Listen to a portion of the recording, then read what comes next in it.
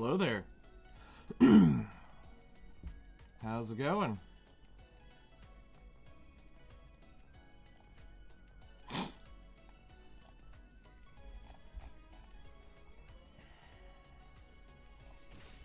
Alright. This was a royal pain in the ass to get set up. Holy hell. A shot of espresso. And my sweet, darling... Haven't slept yet. Still farming.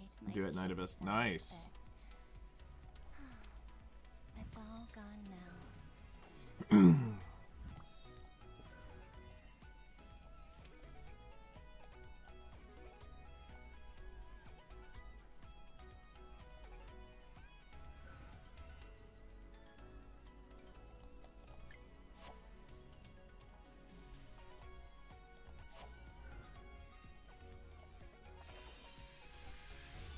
Okay.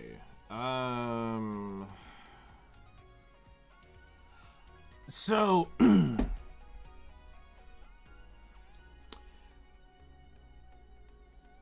if you have a brand new computer or a new install, either one, depends on however it is, trying to get Hyper-V turned off for this is a royal pain in the ass. I kept trying to go through the steps a bazillion times, and then finally I went to LD Player's website. They had a FAQ thing that had a link to a script that it ran to shut this off.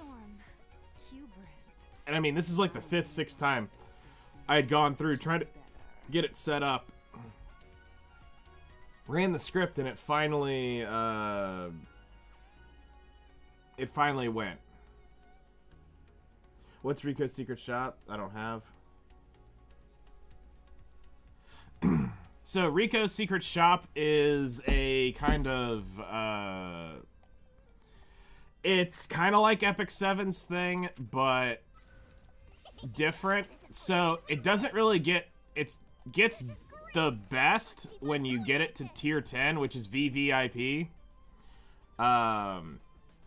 And this is the point where it can start rolling some pretty decent gear down here, but most of the stuff is highway robbery. Like,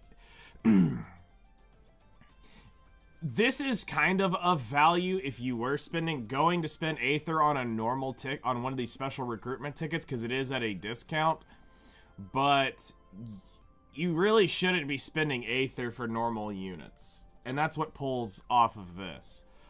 Everything else just kind of feels like a scam most of the time. But I'm trying to get it to level 10 so we can really get a good evaluation of what 10 is like.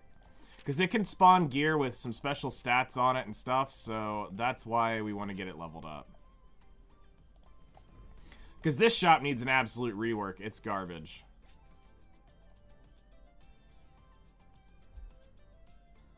Seems like the decline is far more pronounced than expected. And decline in what?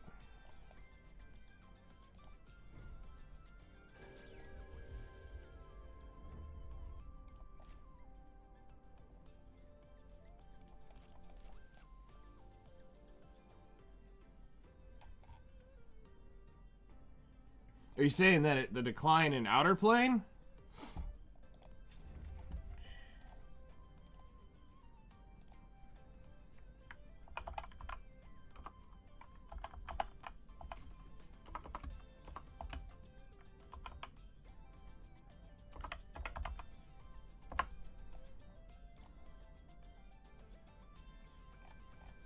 There's no way those numbers got released already.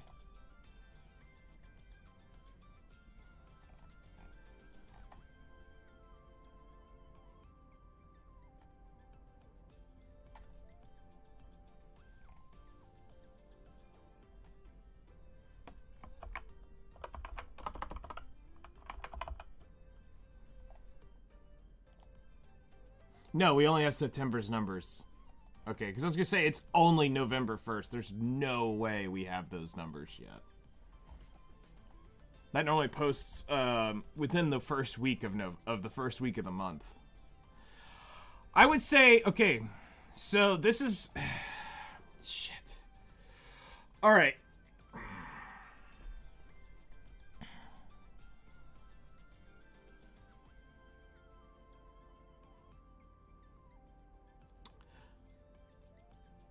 How do I say this?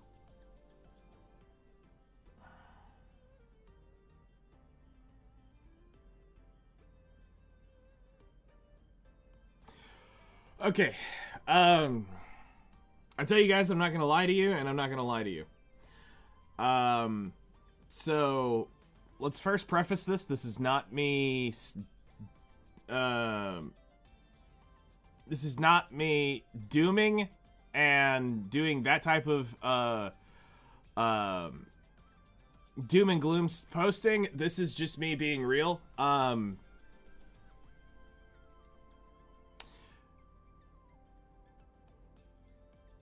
Is it declining? Yes. And I can tell you that from YouTube, which is a pretty good indication because I know what I'm doing when it comes to being able to get videos out there if I want to get them out there. And I can tell that by just one video alone, the reroll guide.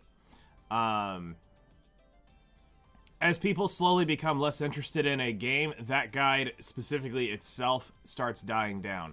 Everything else is designed to be more for the user once they get in, so it's not as going to ever be, those videos will never be as popular. 2, I can tell by general audience retention of a game. I can also tell you that by globals aspects, where the game is. Is it declining? It came out at a very bad time. I'm going to say that. There was a lot of stuff that came out that pulled the attention away from Outerplane. And that's why they were trying to get it out in September versus October. Is there a decline going on with the community? Yes, because they're not marketing it they're not marketing it as well as they should be. While they're doing everything they can and they're doing a lot better than Smilegate, they're up against Smilegate's record. And that's what's partially hurting them in how the game is performing. Because it does have the looming shadow from what Smilegate has done to this game. Is VA Games doing a lot better? Absolutely. Is the game in a better place because of them? Absolutely. But you've had several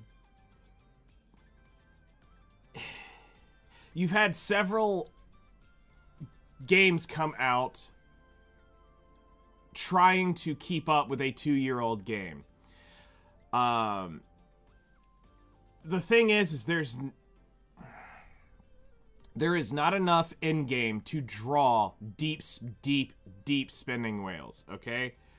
So, I'll give you an example. One of the reasons why Epic 7 still makes $2 million a month is not because of its character collection. It's to keep people up to do the RTA thing.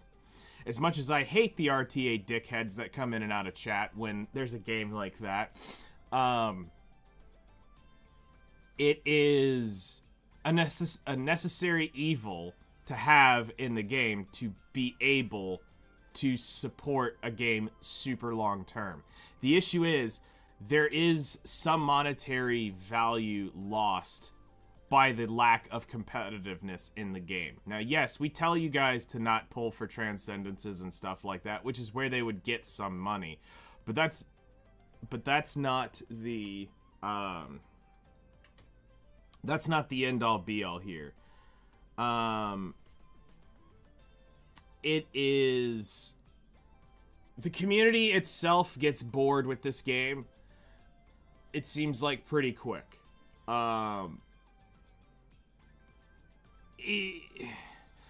There were some things that I've warned them about. If you guys have been hanging out with the streams for a while, you know that there was several things I told y'all that they needed to do, and depending on which DEF CON they were at. Are we gonna see a spike in players in this week, yes, we will see a small group of players come back. To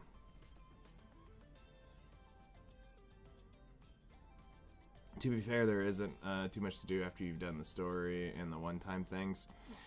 And that's part of the issue, is the lack of mid-game, end-game grind. I won't sugarcoat the fact that Outerpedia has a small part in some of the decline, which is part of the Discord community's fault. I will just go ahead and point-blank say that. And it is obvious, because here's what happens, and I'll explain it so that it makes a little more sense to y'all without getting, like, I'm not, like, throwing them completely under the bus, but I'm saying it is also a part of them. Here's what happens. New player walks in, asks a question. First thing they're done is throw on the fucking website, and that's their interaction with the community. Is that helpful? No. Is answering the person's question directly? Yes. If you aren't the person to answer their question, then shut the fuck up. Don't send them to the website right away. Actually give them a personal answer to their question is a great way to gain retention to a player. Because if the community only humps a website and never answers a damn question, you're not going to go anywhere. Because here's the issue. You send them to the website. You go straight to the website. It is not new player friendly at all. It is not laid out in the order they need to see things. You can get lost there if you don't know what you're looking for. And if you do find what you're looking for, you still don't know what you're looking for because it's not organized properly for a new player and where they're at. You also raise expectations. You show them shit that they don't really need to be seeing right now. That confuses them. Then it overwhelms them. And then you've created a system where they end up backing out. Because they say, oh, screw this is too much hassle. And they walk away. All because you didn't answer their damn question right away. And if you go in and you type in Outerpedia, it shows up like almost 100 to 200 times. Just instantaneously. Like it's the only thing they ever send you to. But to be fair, there is no other option. And that's also a problem, is there's not other opinions out there. Then you get some freaking content creators going out there and telling you to not watch videos, go to the website. Dude, what the hell are you on? You need as many people in the community making stuff as possible, because guess what? Here's the thing. This is why, you know, even though there are some content creators that I personally know that I don't like, I'm glad they're out there making content because it gets another set of eyes on it.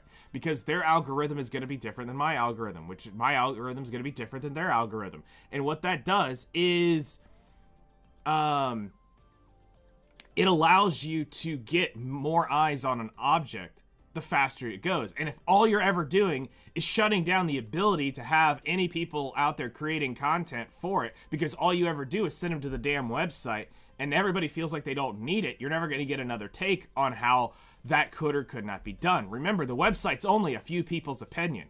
It's not a mass collection of opinion. It's also going to get you the fastest way, not the best way to do it.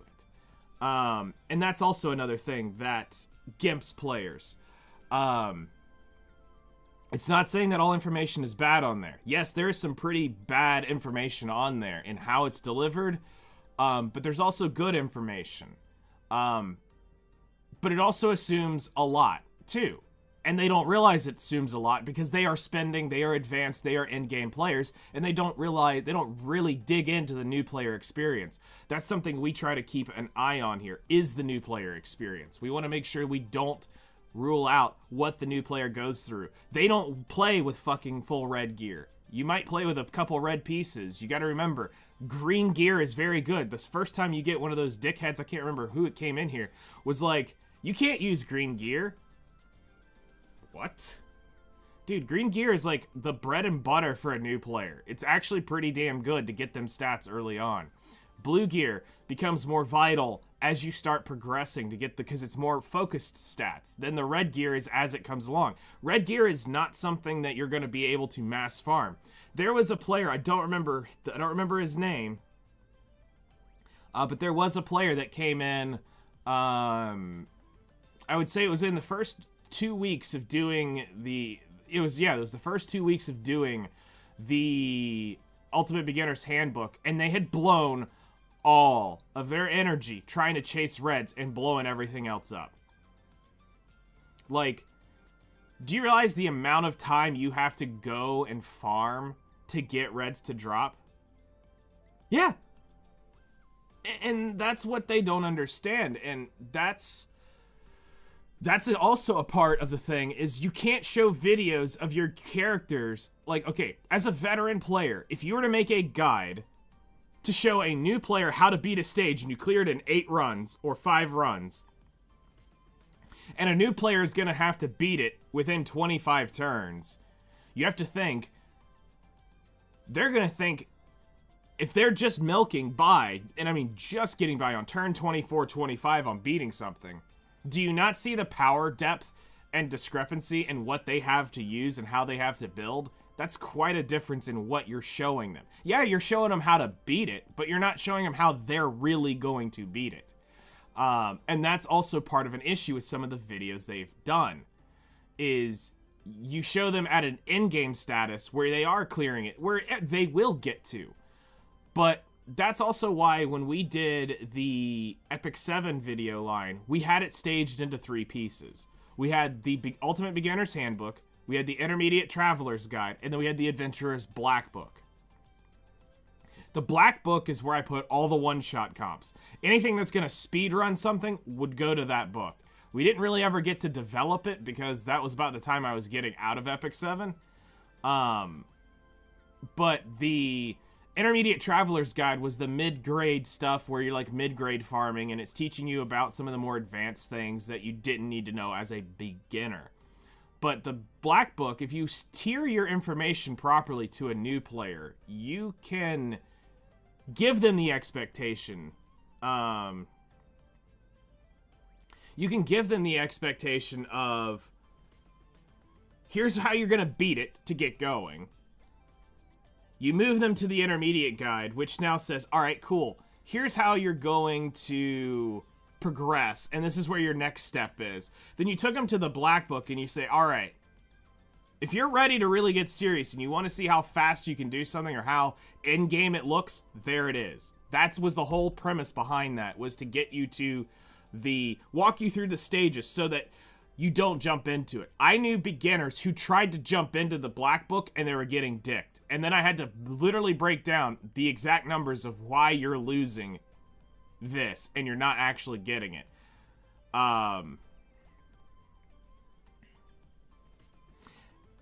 And that was because I got too busy. I had over half of it recorded because it was massive, dude.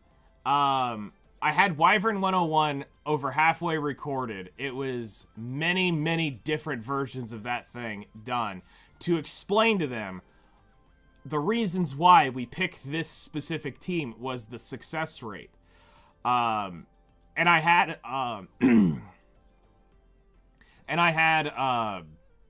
the way it was going to run was I had a Wyvern run that I had 4 different teams running, that I was going to put in the video frame, and it was going to be, you'd see all 4 runs going at once of the 4 major teams that people talked about. And it was always my team that I told y'all about beat all the others beforehand. That team always won in terms of speed. But, you know, people humped that new 3-star character that had come out. I can't remember his name. Mooey, yeah, him. Kimsit smiled on me due to this, and now I have Demiurge Luna at 6-star. Nice. Congrats. But yeah, people would say that that was the better Wyvern unit, and I told people to use Clarissa. It was slightly more expensive to start, but once you used Clarissa, it became infinitely better. And I could, you know, I was able to show that time and time again. Hello there, how's it going? So, there is a part issue of Outerpedia being a part of why new players leave. You have to remember, people want answers, but they don't want to just always be told, because here's the thing, it disconnects the community. The community doesn't actually end up answering stuff. There was somebody who came in my stream here last week or the week before that said this is starting to sound like the same thing every stream. Yes, because I will answer the same question 1,000 times if I have to. Is there certain things that I will reference you to a video for? Yes, because sometimes it's better for you to hear the 35-40 minute lecture of that video because it was how it was laid out versus me doing it live, but I will still answer your question in a detailed manner live before I send you to a video or to a website or anything like that, because it's about giving you the right answer and the context to the answer. Just like there was some fucking numbnut on my video that I posted here a couple days ago. This guy, and I literally blasted this asshat too for this, because he told me what I was and wasn't supposed to do on my series. He said it's so Freedom for Bot 6313 says it's a shame you spend half the video criticizing a website. You could have easily cut 30 minutes into one sentence. I don't agree with him. It's straying quite a bit away from the handbook theme. I said it's actually quite important to say new players need to know where the site fails and why, since just about anyone on the official Discord gets sent to this. So as we do with all things, we explain. And you are the last person to tell me what is and isn't worth being told in my handbook series. If there was another site, sure, I would have kept it far more concise, but since it's the only major source of info, we need to explain to them why and where it fails, which is important when it comes to summoning, especially tier lists, since that is what most new players look for. Like, I know what belongs in my series. I've done this before. I'm used to helping players, and I understand, no offense, new players, how stupid you can be at times. So,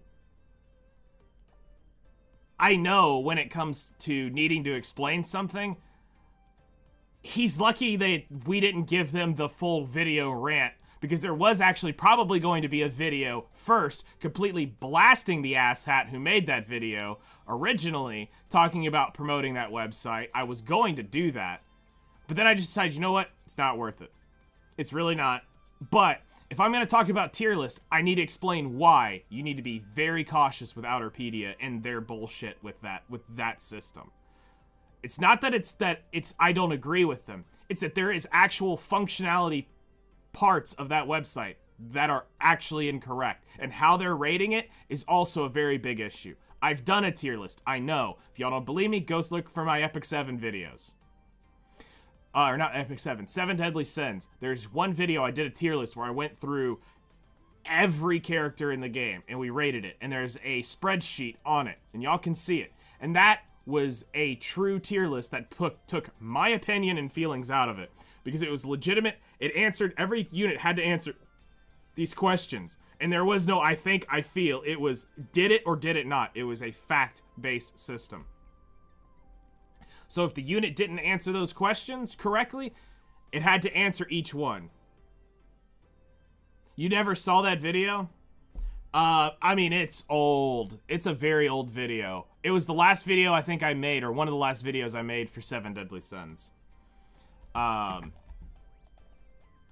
And it was up there. I mean, it took us took me and Weebs about a month, almost 2 months worth of work to put that together.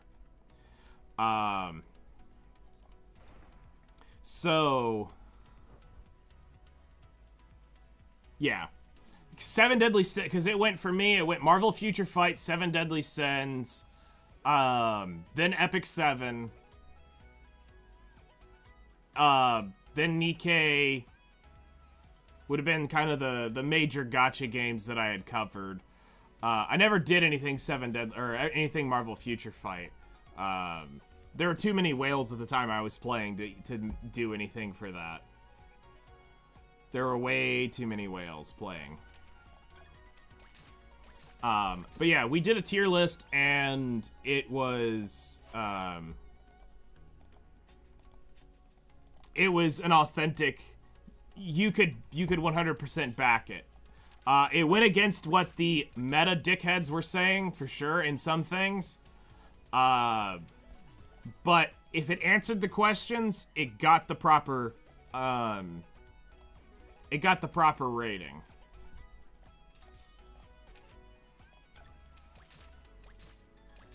And it made people upset because we didn't simp rate characters that people were like there were people upset that we didn't rate certain things. I only played Nikke for like 6-7 months or so. I quit after the Pilgrim Crown was released. Yes, that was when I walked away.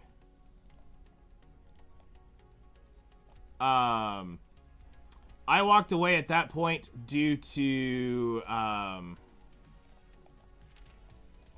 I walked away from that point due to how they having the dual Pilgrim banners was a step too far for me. And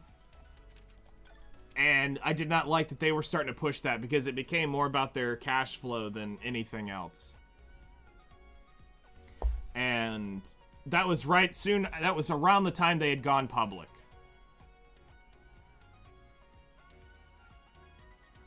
So people were upset with how, one of the big complaints with the gearing system was the fact that they had put abnormal gear into the general pool, when at the time of playing, there were only 4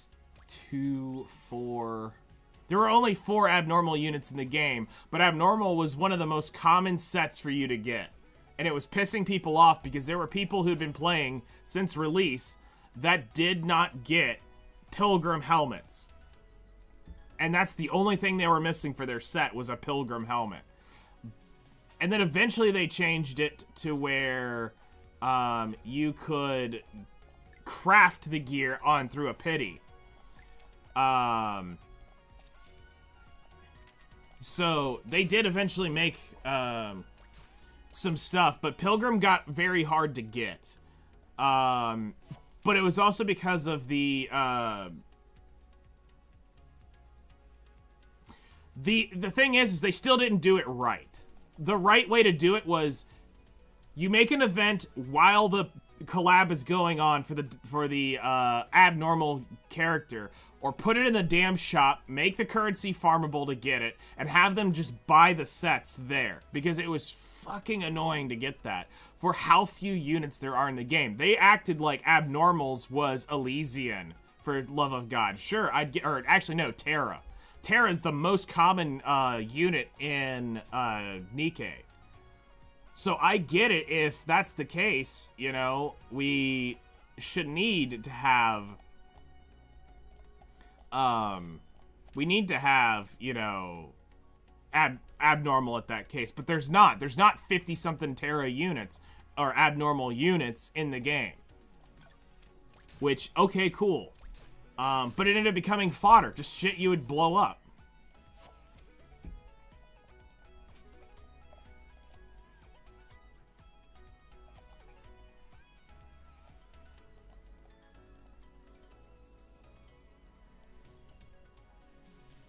So now we just need to reforge for that. Alright. So, let's see. Do I have any reds that I can actually reforge?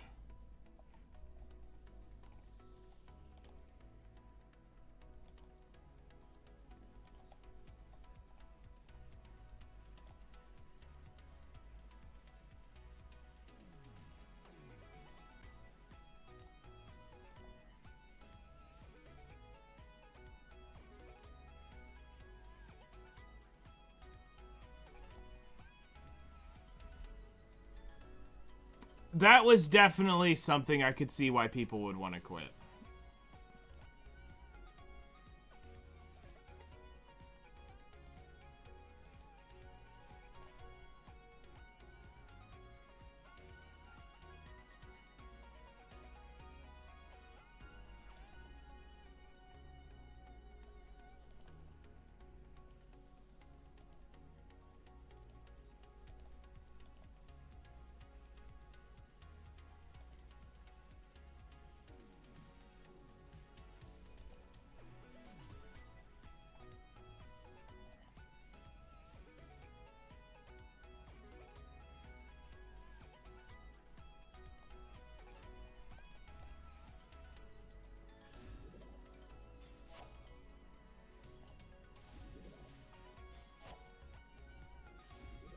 Are you gonna spread out? Is that what's gonna happen? No. Okay, keep going. Keep going. You got one more. Do it. Nope. Damn it. I only had to reroll for Scarlet. That's something I've heard horror. Some people rerolling 100 times. 174 times. I had to reroll for it. I actually got it on around 80 something, but the account that I got her on, as soon as I got okay, well, here's the thing. I was multi-boxing like 5 accounts at once when I did it on stream. So it sped it up immensely. Or it was 6. It was 5 or 6. Because I had my whole screen in vertical mode, going left to right across my screen. So I had the game in vertical to do it. And I got her around 80. We started playing. I got off stream. When I went to go do the account, it corrupted, and I had that bug, which locked me out from syncing my account. So I couldn't actually save the account. So I lost the Scarlet. I had to re-roll for it again, which took about another 70 times. So it was about 150-ish times to re-roll. It was brutal.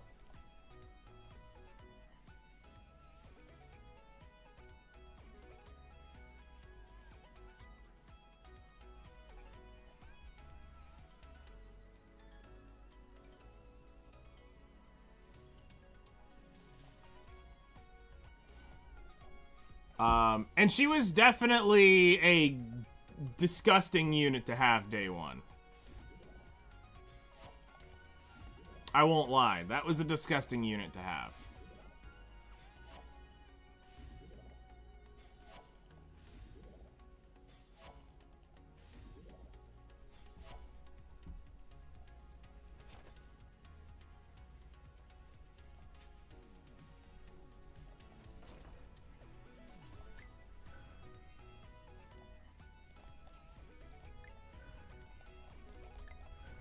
Hello there. How's it going?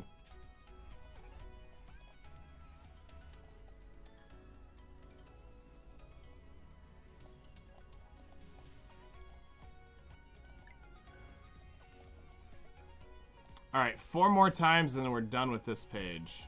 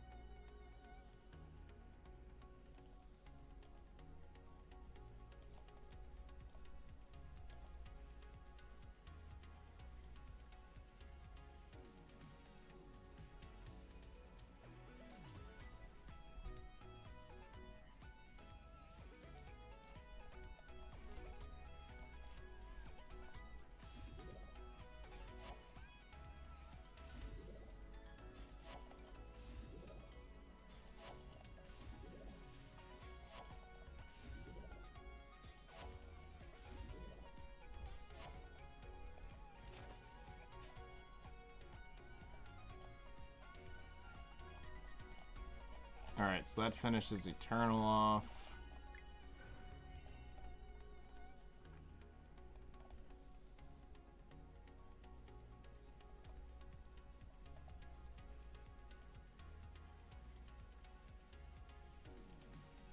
Alright, if I do 20, it's done.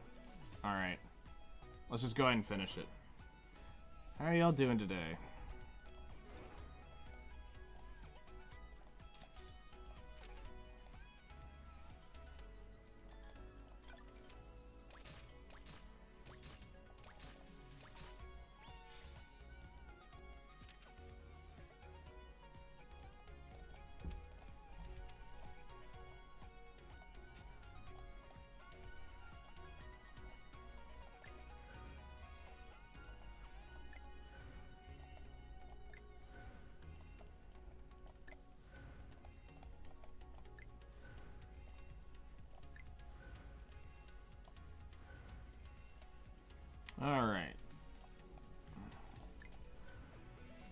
That's done.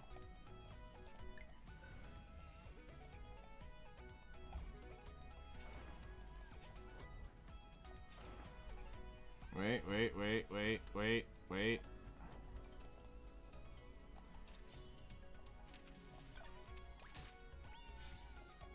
Alright. Okay. So let's go level up our quirk after we do this.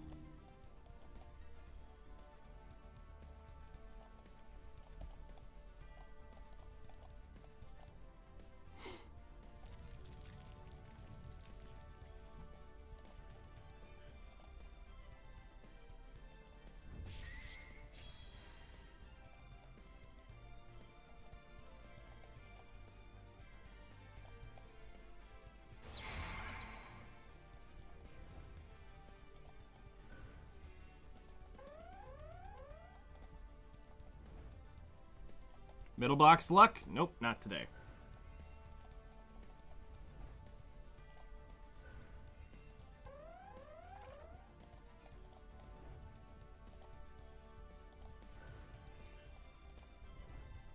Middle box luck? Not today.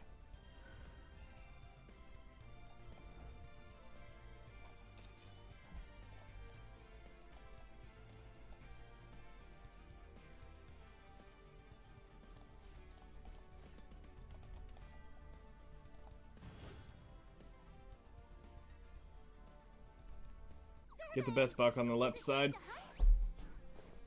Interesting. I always go for the middle one, and it seems to show up a pretty good bit. Honestly, I think if they're all, it's just a random generator. Whichever one you click on, they're all going to be the equal chance to get it. It's not like it's, oh, one's this, one's this, one this. It's not, there's no way it's that. Sleepy. Rise and shine.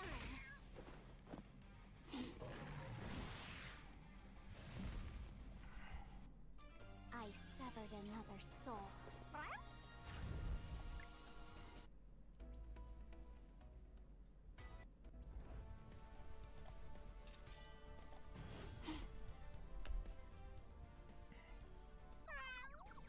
You called? Interesting.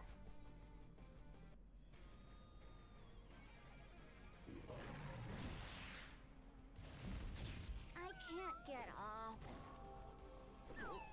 Meow. I'm back.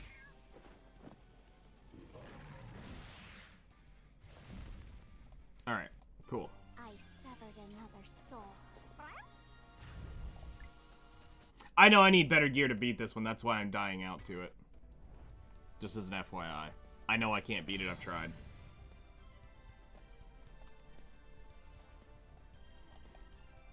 Whoop, whoop, whoop, whoop, whoa, whoa, whoa, whoa, whoa. Calm your titties.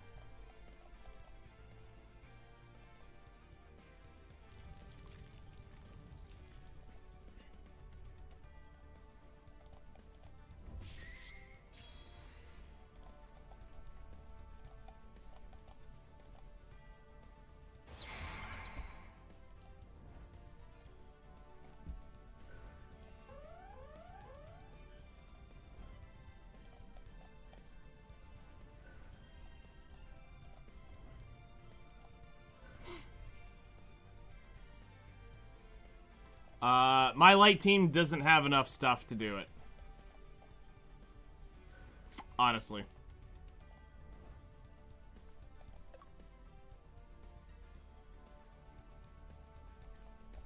My best geared team is the red team.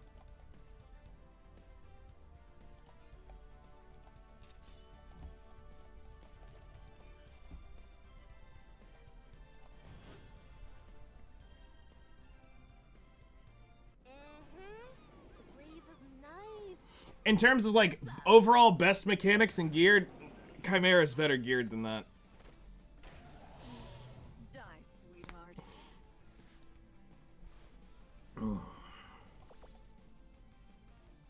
Alright, let's test our luck. I send my guests off properly! It's called death, and it'll be your sanctuary, because nobody lives forever. Hellfire, incinerate my enemies. Firing my shot. I will take their head. Watch this trick. Epic. Hey, y'all. Timmy Dracon? Dive in. Yeah, I don't even have her built right now. I've got her stuff. Eliminating enemies. I will take their head. Do you need some help? Deploying defense field. Come on. Let's Who's the best companion for Demi Stella as support or buffer? What's her best set? Is counterattack? Yes, counterattack would be one of the better sets for her for how she functions.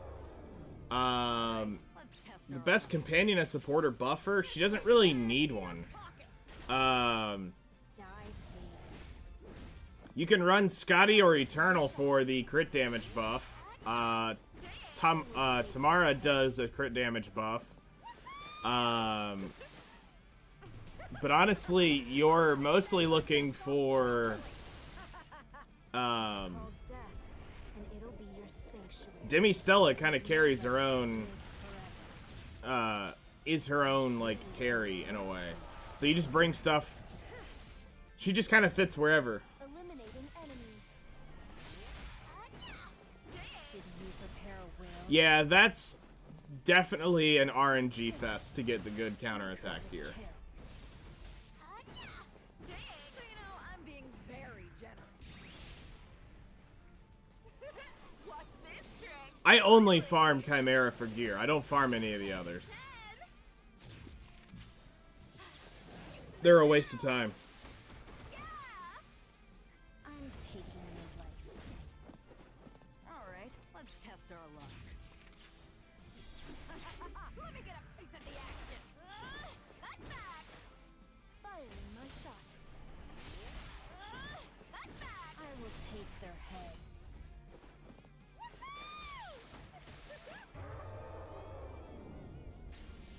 Incinerate. Black fire. But like, if I was to say like a team, if you're just gonna make it a Demi Stella show, I would run the old school team. Honestly, I would put Take their head. I'd run Valentine, I'd run Valentine, Tio, Noah, and Demi Stella, and there you go. You'll clear 99% of the game with that one team. For weapons and accessories, I farm both Ice Boss and the one that gives the pen accessory. Can't remember the name. There's two that give pen, Eliminating enemies. but I'm sure you're talking about the original one. Because there's two that drop pen as a main stat.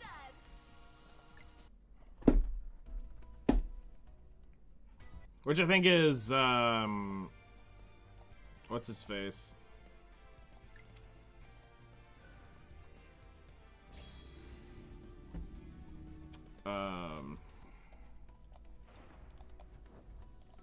Oops. Not that one.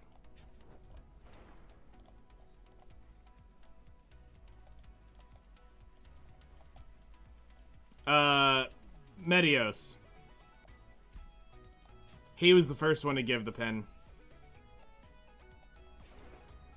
Okay, Arena, go do the sweep.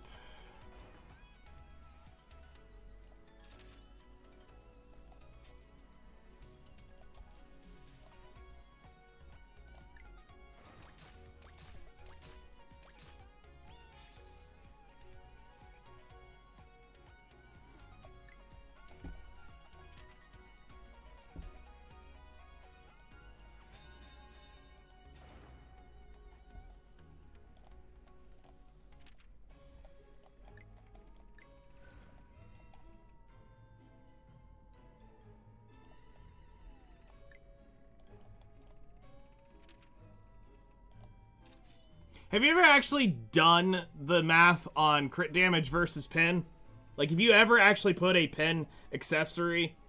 Have you ever actually put a crit damage accessory on and seen the damage difference? and done the math on it.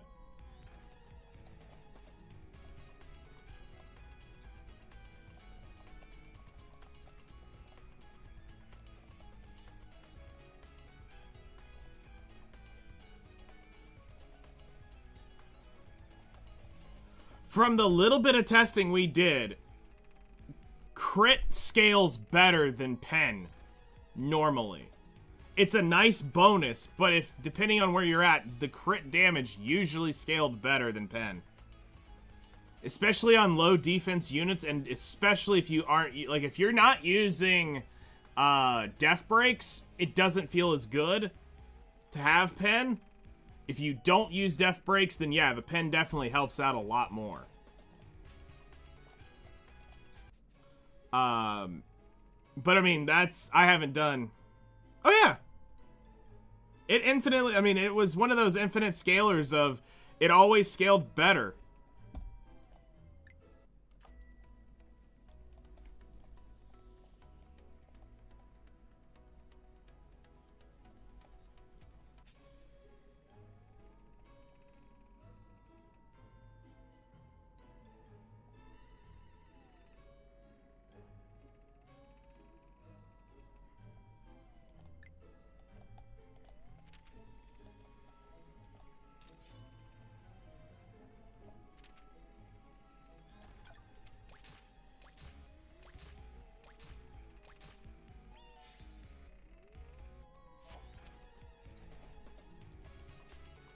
It was like, so...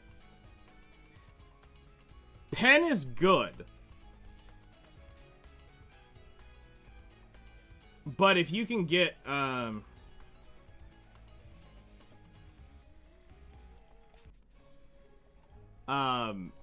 we would have to go get a set equal to. So the way you would have to do this is you would either A, have to bring a buffer in to go above, to put you back at what the pen neck would be. It was like when we did the speed testing thing. I had to find 2 characters at roughly the same speed, and then different necklaces at different stages, so that we could try speed RNGing, and we found it was less than 10, more than 5. I don't remember what it was. They had to be apart so they didn't lap each other. Then when we did the crit damage test, we had the damage calculator at the time, and we had the endgame numbers we could check there. You asked me about Rona last night, and I told you she was a pretty great unit. Just depends on what you're wanting to use. You asked me that last night.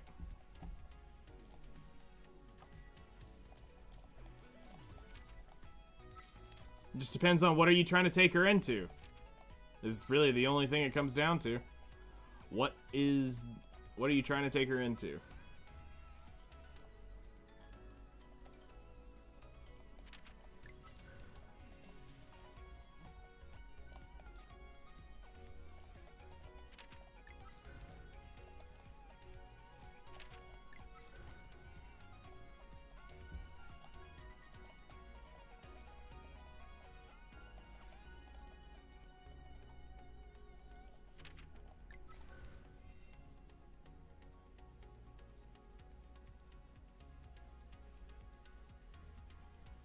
Please do a skill analysis.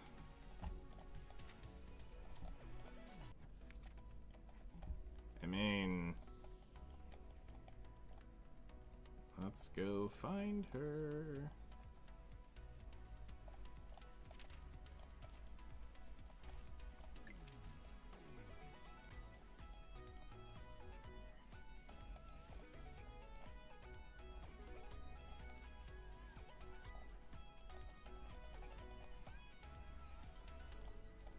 So her skill 3 is reduces defense on all targets for 2 turns. That's why you take her. Ignores all resistance.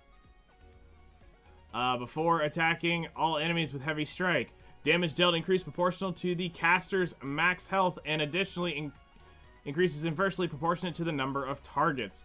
Deals more damage to bosses and gains an extra turn, so she'll defense, and then she'll go into her skill 2. Attacks all enemies with a heavy strike, and recovers health of the caster by 15%. Damage dealt increases proportionate to the caster's max health. Damage dealt increases inversely proportionate to the number of targets. Deals more damage to bosses. Attacks 2 enemies with heavy strike. Damage dealt increased proportionate to the caster's max health, and deals more damage to bosses. I mean, she's literally here to do a defense break on a striker, and this way you can build an HP based unit and do more damage to more targets, and then as you lose targets, the damage goes up because it's tuned for that. So you've got a bruiser striker right here, so I mean she's meant to be super tanky. Compared to Ame? You can't compare them. They're two totally different units. You can't compare strikers to mages. That's just a instant no. You don't compare strikers to mages, just like you don't compare mages to strikers. Or mages to rangers. They're two totally different, completely different types of units. That's like me comparing a apple to a potato. They're not even the same thing. Now, you would compare this to another bruiser, or you can compare it to another attacker, striker, sure, but not, you can't do striker to mage. It's two different purviews. Because Ame is just a raw damage dealing mage. This is a debuffing striker. Two totally different things. Two different jobs.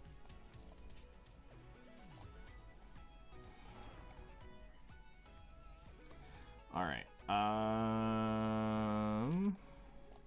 Alright, that's better.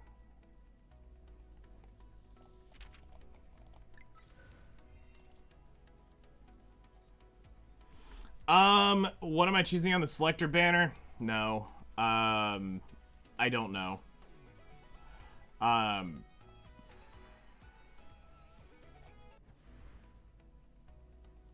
You're welcome.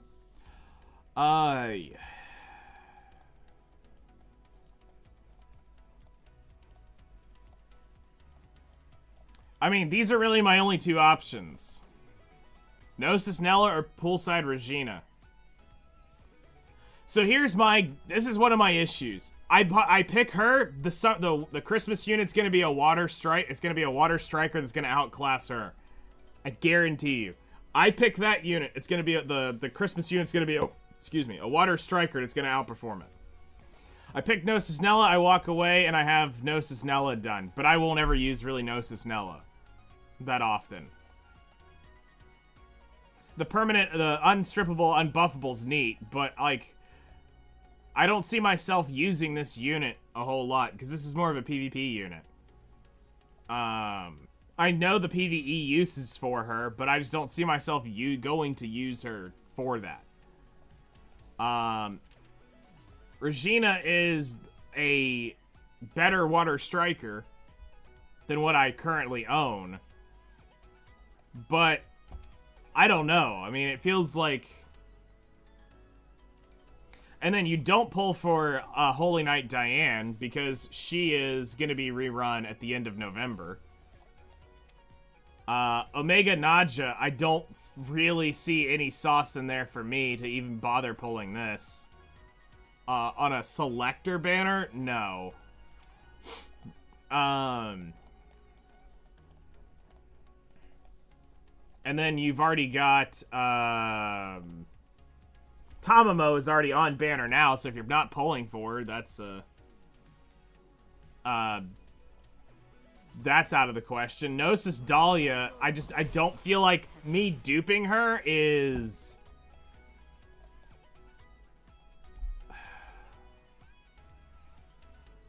I don't feel like this is worth for the attempt.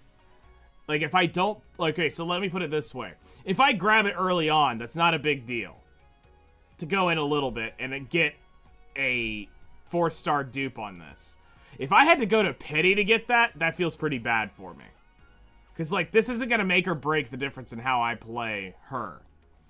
It helps that 2 turns is definitely there, but this is one of those, if you don't 6-star it, it's not worth even starting. Like, if you're not going to go down here, it's not kind of worth.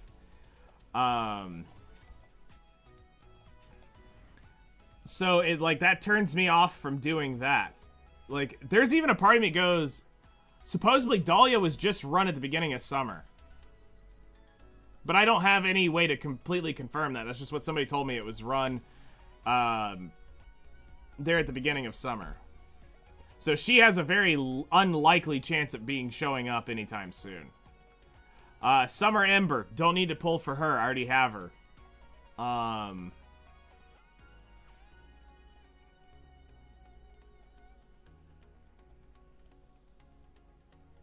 So this is...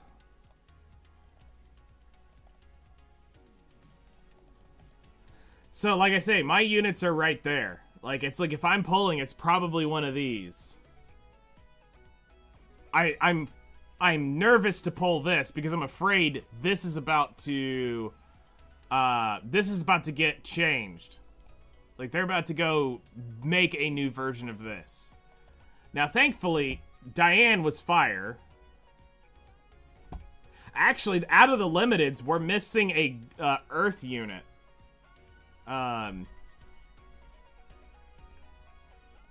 Earth and Light. So there's 2 more elements they have for just normal limiteds. We're not talking the Gnosis shit.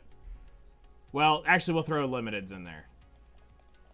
Because they've got 2 water limiteds right here. Actually, no, never mind. They've got Earth on Tamamo.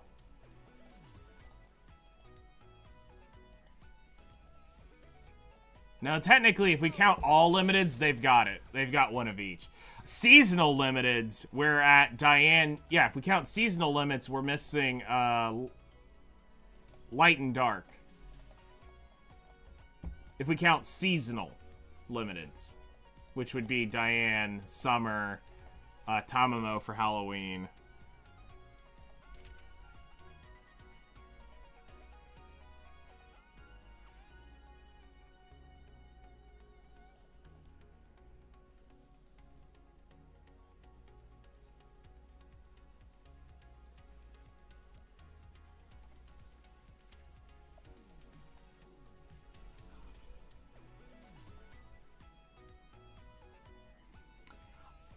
I don't, because they technically, they design them differently. This is not the same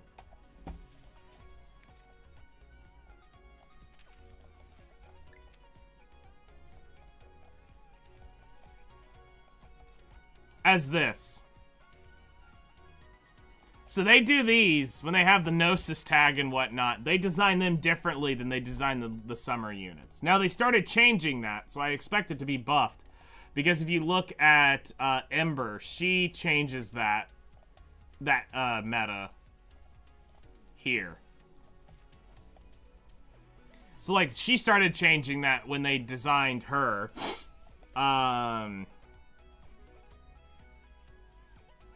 You go to Tamamo, it looks like she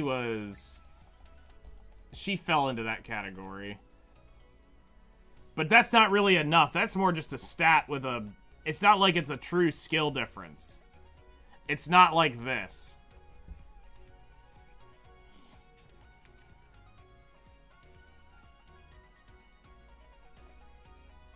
So they definitely...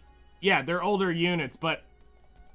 They definitely started doing Transcendence differently in limited units. So, I'm curious to see what they'll end up doing. Because, what, Holy Knight Diane doesn't really... She didn't do too much different, but I know she's older.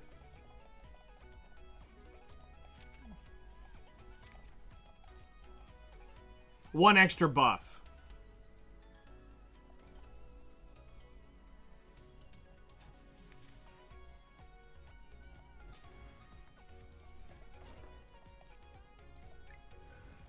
Yeah, I'm not sure on who I'm gonna do.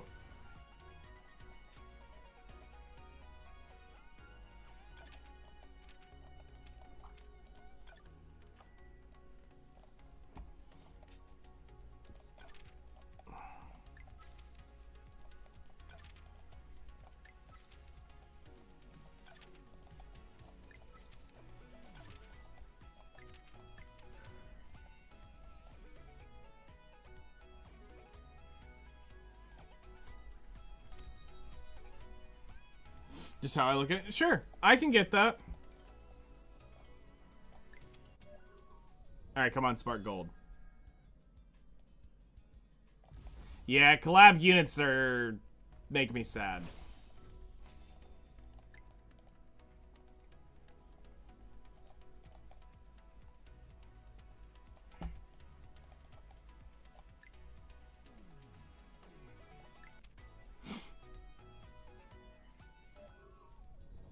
Poor marketing on their end.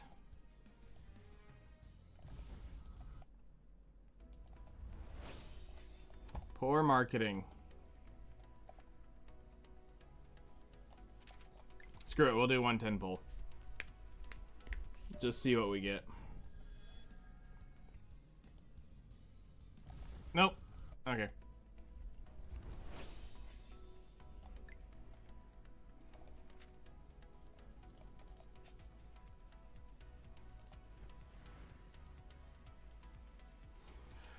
I'll be honest, I didn't think so either until I heard about the service transfer and them getting away from the dickheads at Smilegate.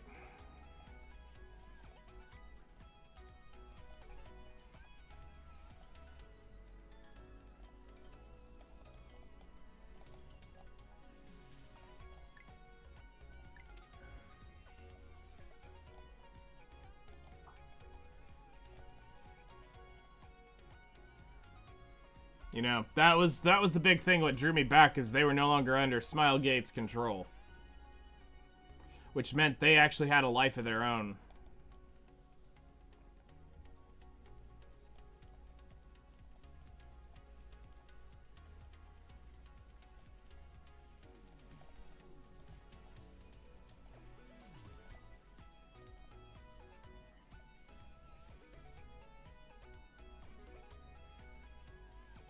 Just in case. Makes sense. Okay.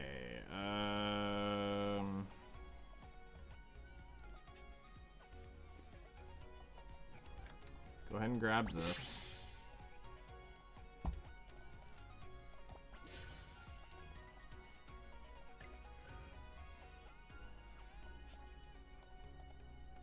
Let's go ahead and send out the guild stuff.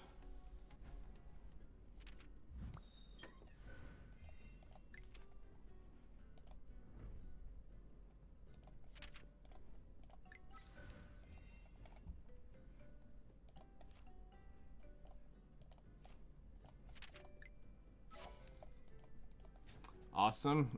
We also need to check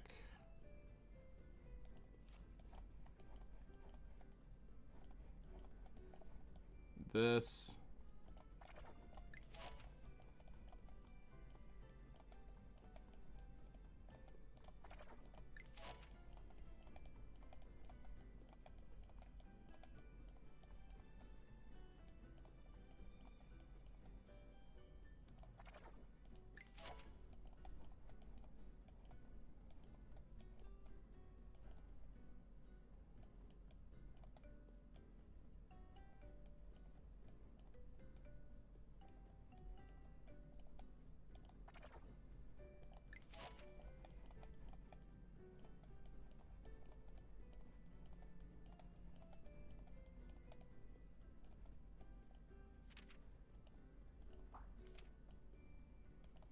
Eight days.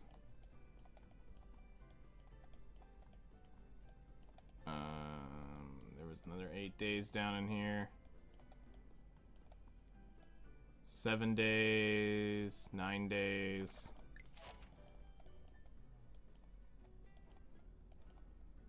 Um,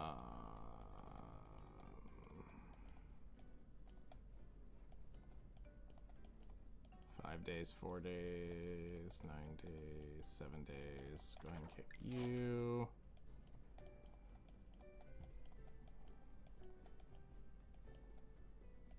All right.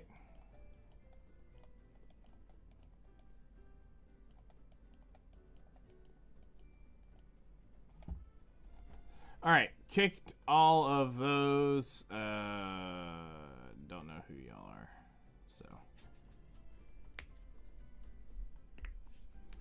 I have over 3,000 stored up now. I don't use everything on my daily anymore. Same as you. Well, unfortunately for me, it's for burning stuff on stream. Is the only reason why I save stamina.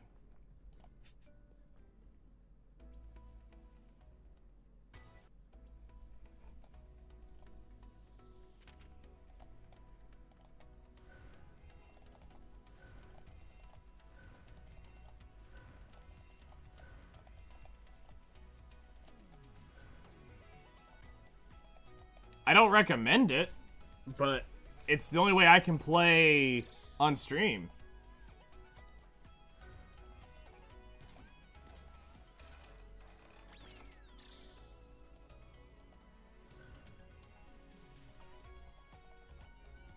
I'm not gonna lie, I expect November's numbers to be quite drastic from October. I expect there to be quite a significant drop in the numbers when we look at from October to November. But it's what happens in December is what's more important to me than any of them.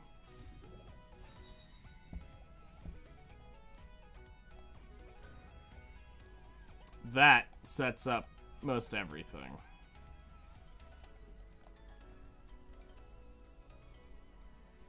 All right.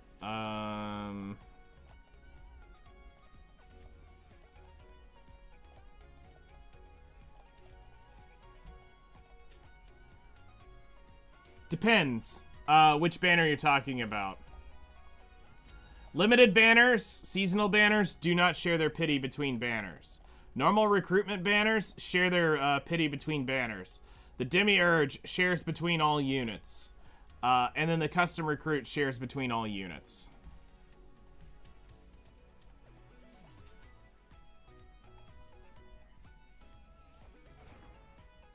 Alright, I need to save that for a video. Let's go jump over to side story.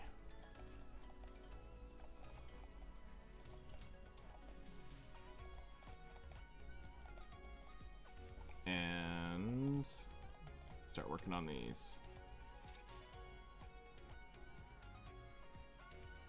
That's what, I mean, that's what I'm kind of looking at is, that's the one that's the most important. Is, how does that project from there?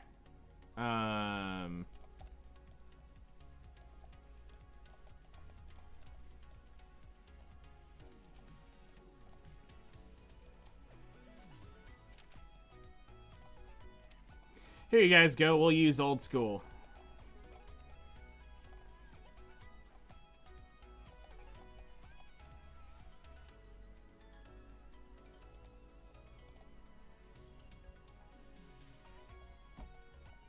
We will go old school for this.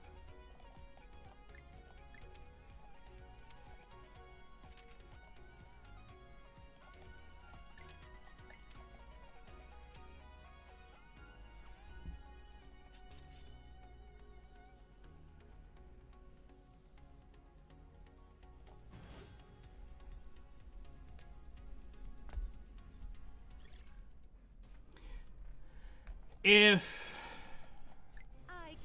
Okay, so here's what you're looking for. Right now, they have to beat, right now, they have to beat more than 500,000 this month. Or for the month of October. If they can't even get above 500,000 in revenue, they should have just liquidated and been done.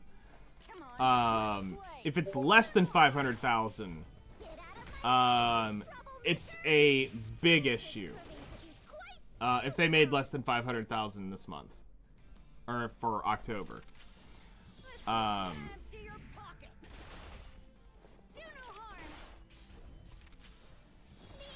If it's less than 300,000, it's game over.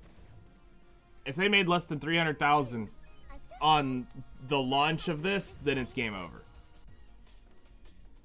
It doesn't even matter what November and December is. It's game over.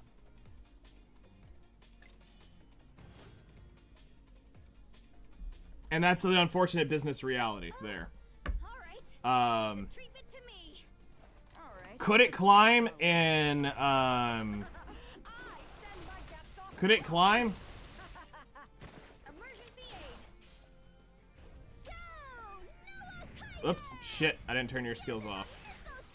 Gross, we did the one thing you're not supposed to do, which is use Noah's skills.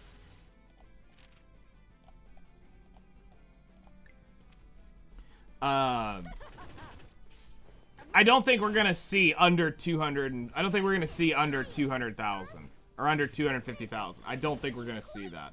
I know too many people who had spent several $100s. Emergency aid. This is science, punk!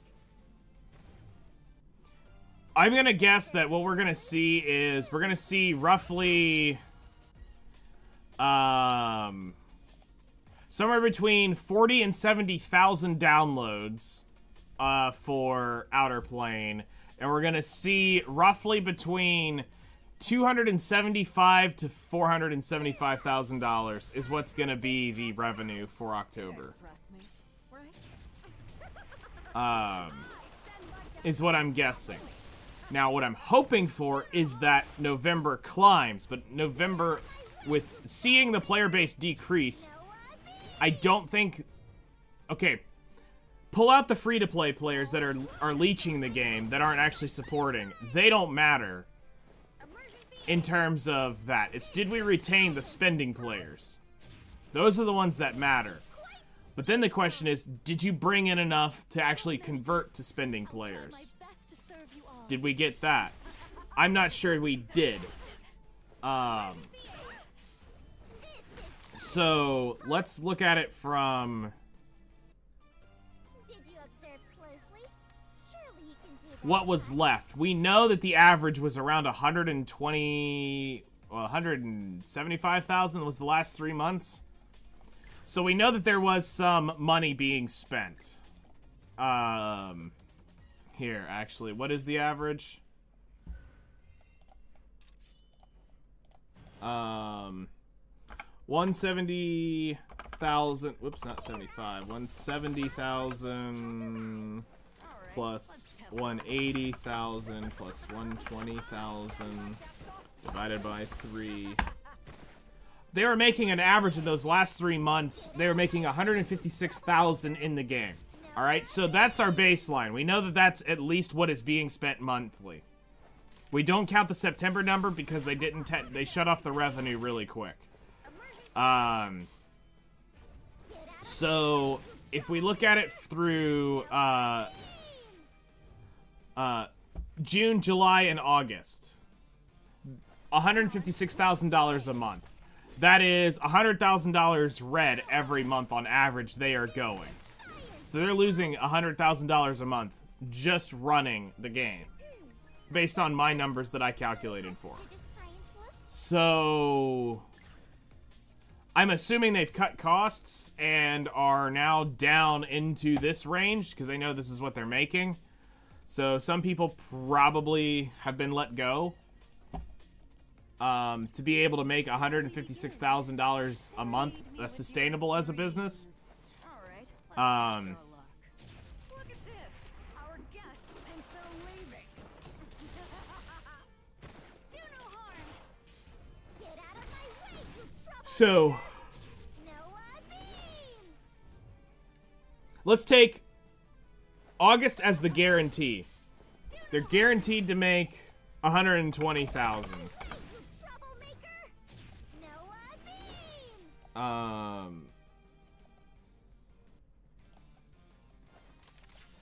This lady's gonna empty your pocket. Come on, come on, come on, come on, come on. Emergency aid.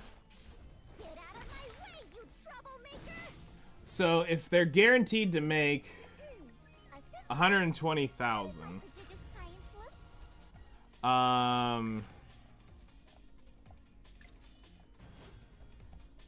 let's do 120,000 times a 35% increase. They will make a 162,000 on a guarantee. So now, that's at a 35% better than they did the last month. So, it comes down to this point, how well did they market the game during October? Did they actually hope the whales do their whale so we can keep playing the game longer? I'm...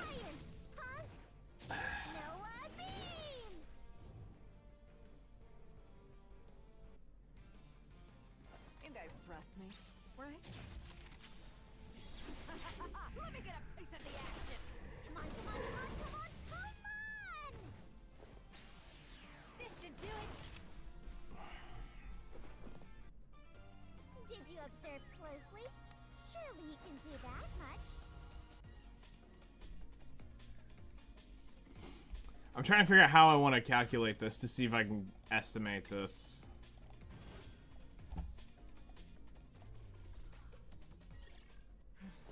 It's not like I have the right to Well, I'm T6ing the selector banner and the holiday Diane. This is it. Nice. If I must fight, then I will not hesitate. So that's what, about $500 worth of characters right there, total? I'll shred you to pieces. It's about $250 a character on average. Please, just give up.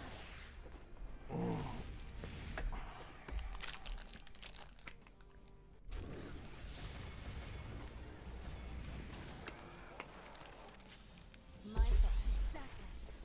Time to take a bow. See ya. Fine. I don't want to hurt. I actually don't know how to figure this one out. I'll do anything for my honor.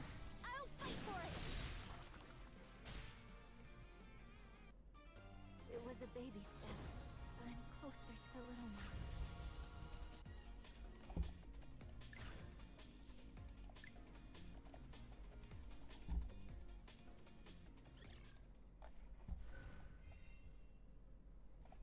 Yeah.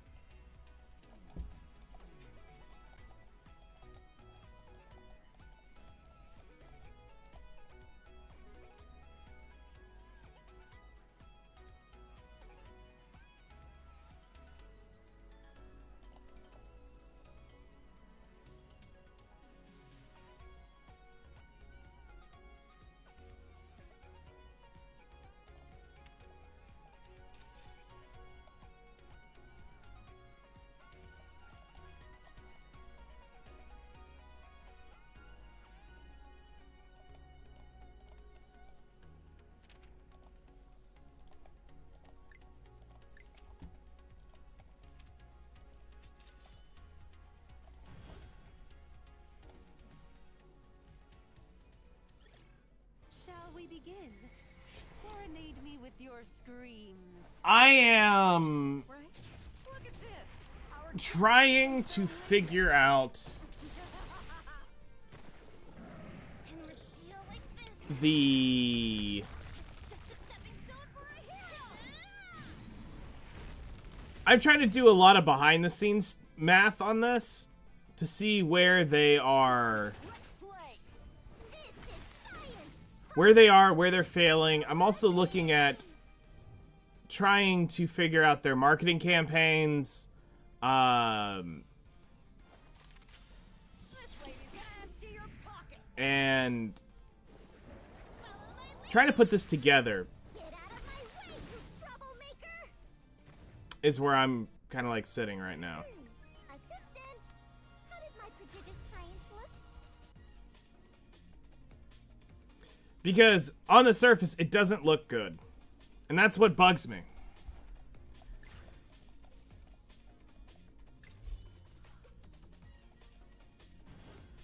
They didn't captivate the hype when they had it. The prodigy has returned. Did you miss me? All right, let's test our luck. I send my guests off properly. No matter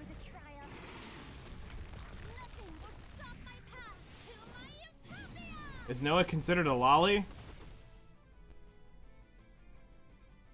Noah is the walking definition of what a lolly is. This is science, punk. Noah B. Hello there, how's it going? How you doing today? I mean, I can tell you this, just the difference in streaming from week 1 to now. We went from having 30-ish, 35 viewers in chat during Outerplane streams to down to less than 10 on average. You tell me if people are walking away from the game. Science look.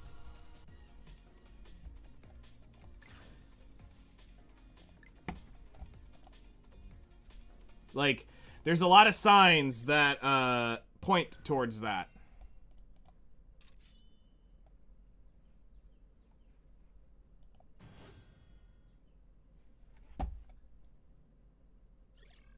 I can't You're on Discord, right? faces You're in my Discord? despair. You guys trust me, right? Look at this. Our guest thinks they're leaving. No matter the trial, nothing will stop my path to my Yeah.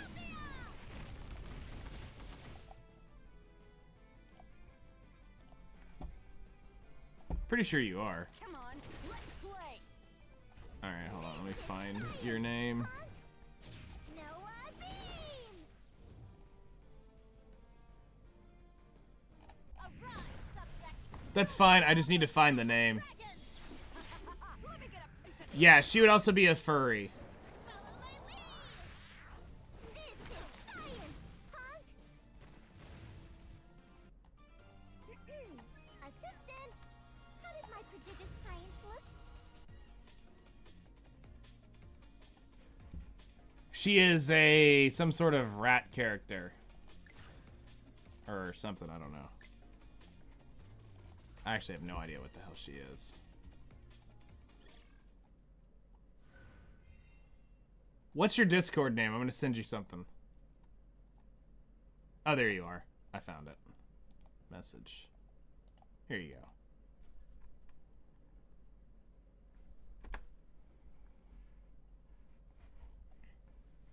You'll enjoy that image.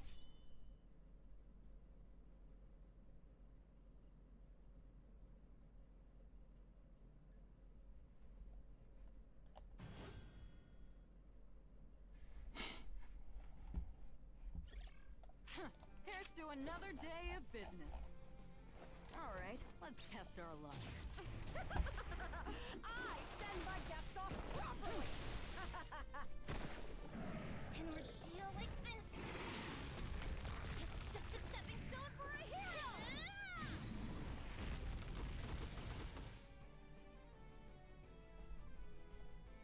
Oh, I love this gun. Come on, come on, come on, come on, come on! Get out of my way, you troublemaker! Noah Beam! Hello there. Hello there. This lady's gonna have How's it going?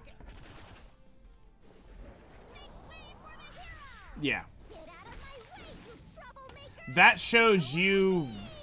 That shows you everything you need to know about Outerplane. Assistant, how did my prodigious science look? Some of your mobile games, very nice.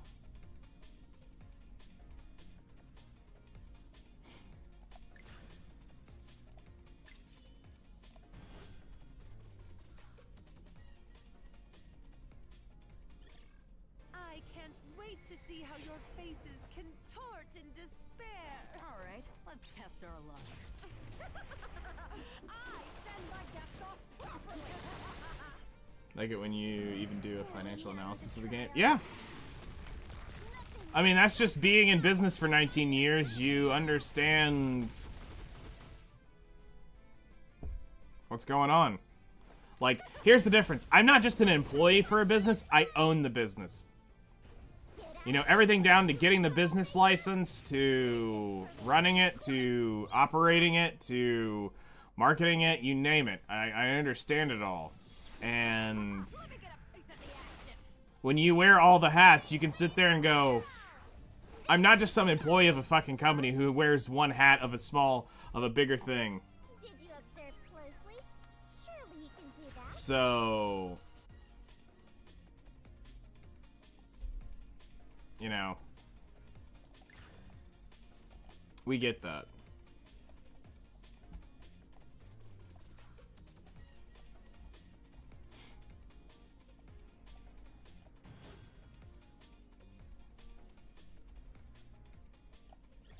Shall we begin? Serenade me with your screams. All right, let's test our luck. Look at this. Our guest thinks they're leaving. An ordeal like this. It's just a stepping stone for a hero.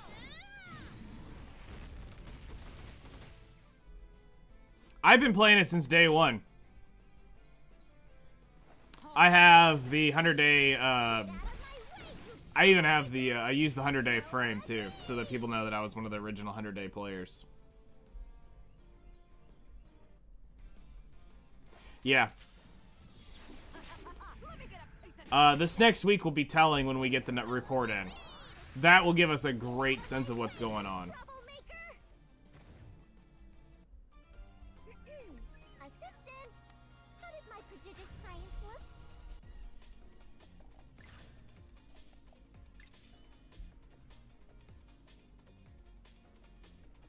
Alright.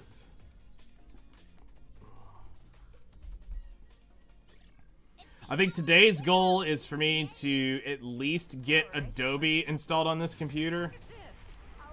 Try to get that caught up.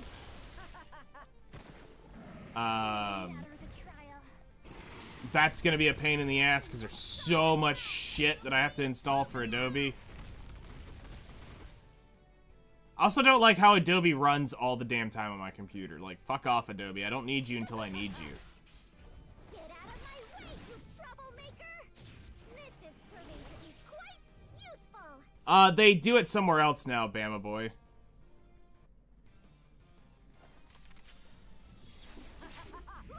It's actually better now where they've moved it.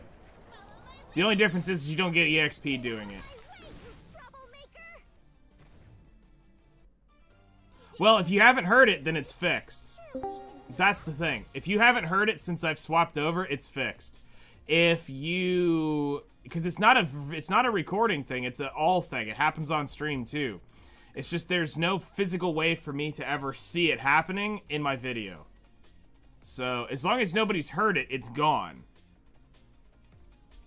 If it is still here, it's not my computer, it's the actual device.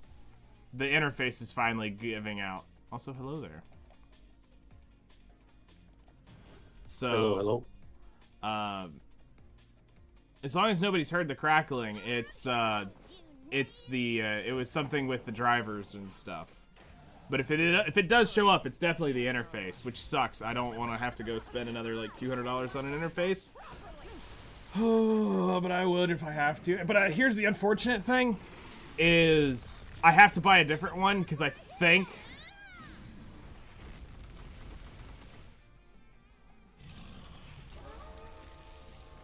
I may need a bigger interface, because if I do end up doing...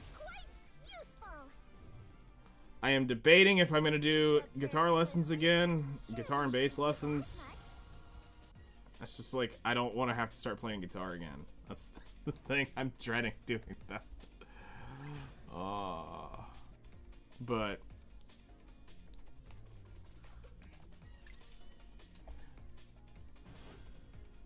because I would need one so I could have... I need a 4-channel for that, and I've got a 2-channel. So... yeah. Sucks.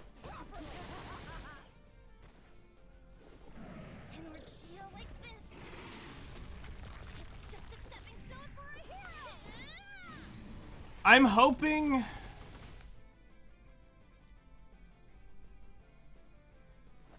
So, I think with Battlefield, it was the graphics card. I think there was too much shit going on in its VRAM that was causing Battlefield to fuck up. But at the same time, I think it was something messed up in its overall system files. I won't know until I get everything backed off that hard drive. Once I do, I can wipe it and I can try to see what a clean install does on it. Because I don't really want to be on this computer, but I'm not afraid to use it if I absolutely have to. So, I can't wait to see how your if it's the interface, I'd far rather it be the interface as far as that issue, than the computer. Because then that's just easy. It's an easy fix. I just need a new device. Let's put it this way. This thing's night and day different compared to what my old one was. My old one was a Ryzen 7 3700 with a 3080 for the Win 3 and 64 gigs of RAM. Water cooled.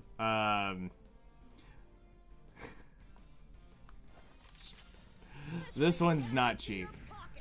Fuck.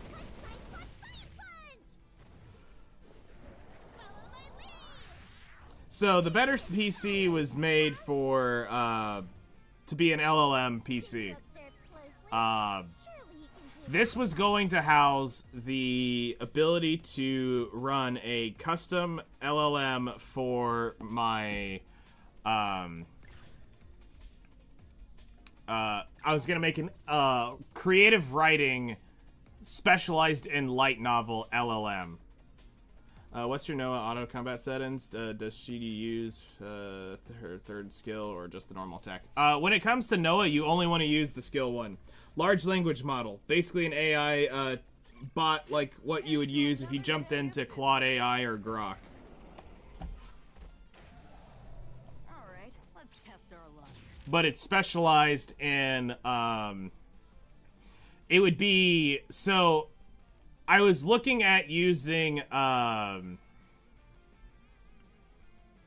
something like an uncensored dolphin model,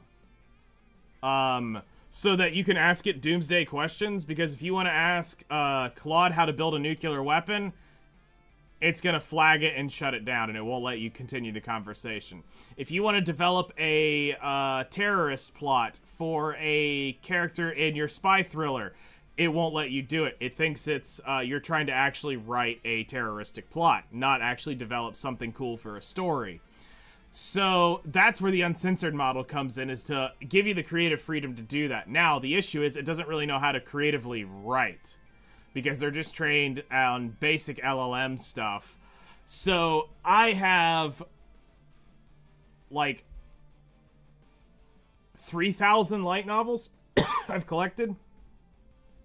And it was going to be trained on those. And then this computer would run the, this computer would end up running the LLM as a server. So I debated between this and there was another set of graphics cards I could get, which would have doubled my VRAM of a 5090, but it didn't outperform in terms of raw power the 5090. So I ended up going with the 5090 instead and take the VRAM loss. Because I don't need a model that's as smart as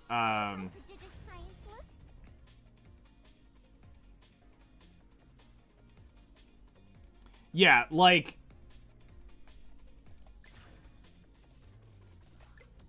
this computer was designed to be as long-term as possible, and it's a beast. Like, it's absolutely crushing Battlefield. Like, my FPS on stream doesn't even drop. So for those of you who don't know, that I don't really talk about it a ton, is I was working on a light novel series for the last 3 years. Starting at the end of September, I have been debating if I'm going to continue it or not, due to the extended financial issues of constantly having to spend money to fix stuff when it comes to the art and the artist stuff. Plus, I've been sold something that I can't rely on completely right now, because I'm supposed to release, once I drop book number 1, I'm supposed to release one every 3 to 6 months. It has been nearly 10 months, and my artist hasn't completed book 1 in terms of art, and it's only 13 images. So,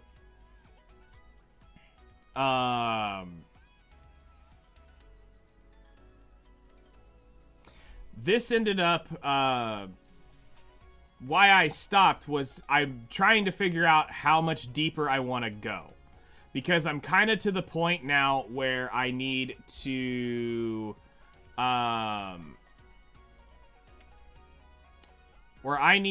either do some sort of Kickstarter and do it in a larger scale, or I need to do it and just try to make it on my own, or I just call it quits and realize that I wasted over $10,000 on this. Not counting the other stupid shit I bought, like the computer. That's $10,000 actually to the project. So,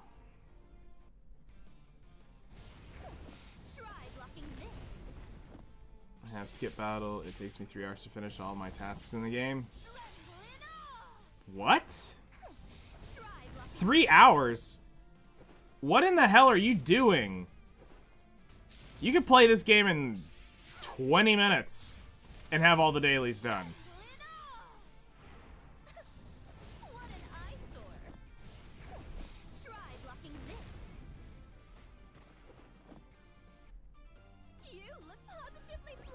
Are you sure we're playing the same game?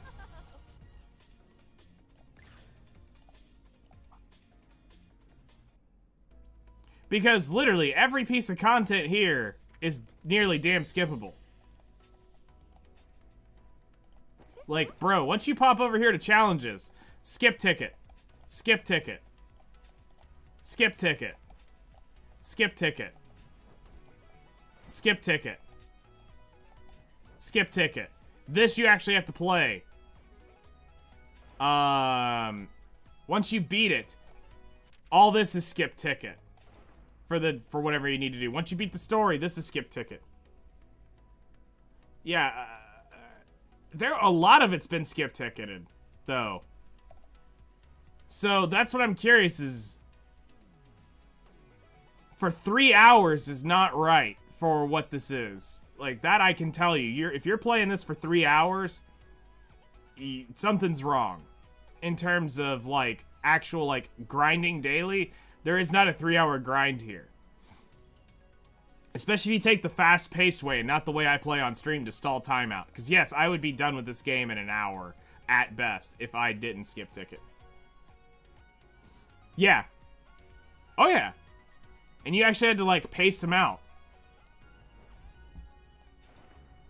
And they still have some of the ticket crap in here. Joint monad gate and the irregular extermination. Okay, well those are designed to be the end game content. That's what's supposed to keep you playing the damn game. So, that's the point of why those don't. If you want those, if you're trying to cheapen the game to literally nothing, they're already struggling at it is. Do you want to take all the value of the game away by having everything be a skip ticket because you're too fucking impatient to play a game? Like, the whole point is to play a game, right? So if everything is skip ticketable, what's the point in playing the game if you just click a button and it's gone? Where's the content of it? What are you playing for? Like, those are the only things in the game that actually are in-game content. So, everything else is skip ticketable.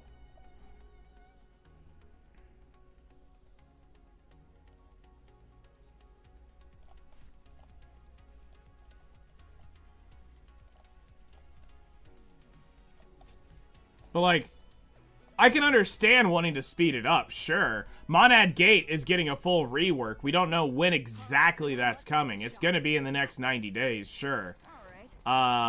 Joint is a limited challenge. That's only up for so many days. Irregular is an entire month progression thing, so you don't have to rush through that.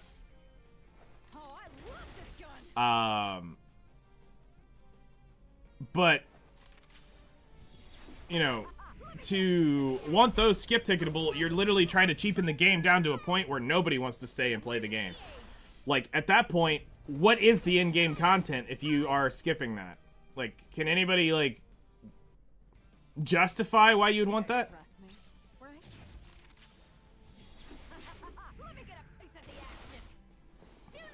The only reason I quit playing is because the device I play on would let me stay running it very long. Makes sense. I wish we could use the same team on the irregular mode, my light team. I mean, it's nice to have to be able to use other units, because the one thing I don't want to see in a game is become the one-trick pony game, where you just play the same 4 units over and over and over and over again. That was one of the biggest gripes I had with Marvel Future Fight. You had, what was it, like 95 Marvel superheroes, and you only used 6. Out of all those characters and all the different superhero joint teams, only 6 of them were maxed. And that's it. Like, what? It was Doctor Strange, Doctor Strange, Jean Grey, Thanos, Captain America on his latest skin, Iron Man on the latest skin, Namor, and one other. What was it? You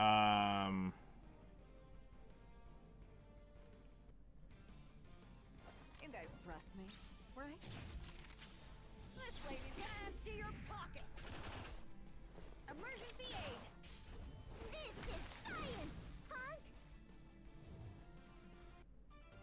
Did you observe closely? Wolverine. That was the other one. Every other Marvel superhero in that game, completely useless.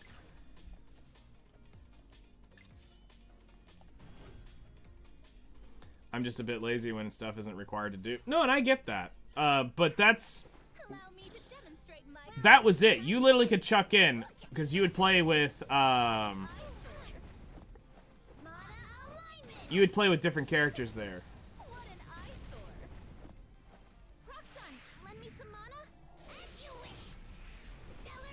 Maybe I'm just tired this day. I just want to finish all my tasks faster because sometimes I forget to get all the energy I can get in the shop and all the free stuff. You get me mad. No, I understand that. But like I said, you got to think, in a game that's suffering, you need something. Because see, here's the thing. I'm going to explain this to you like it's Epic 7 versus this. So, Epic 7's endgame is PvP. It's the RTA thing. If you're not playing for the RTA, there's no point in playing Epic 7. I'm just gonna be real. Because that is what those characters are designed to go do. Like, in the end, you can do all the PvP stuff, grind it all out, and do all of that. But in the end, the real end game is only the PvP. In Outerplane, the end game is technically Arena, but the Arena is not worth doing because it's completely garbage. In terms of rewards. So the end game becomes the irregular extermination, the joint challenge, world boss, and the Monad Gate. Anything that is the indefinite content you can do. After that, there's nothing to do in this game. Your heroes mean nothing. And if you have nothing to do, this is just a collector idle game at that point, which is not what Outerplane is. The game I was talking about was Marvel Future Fight. A game I used to play a long time ago.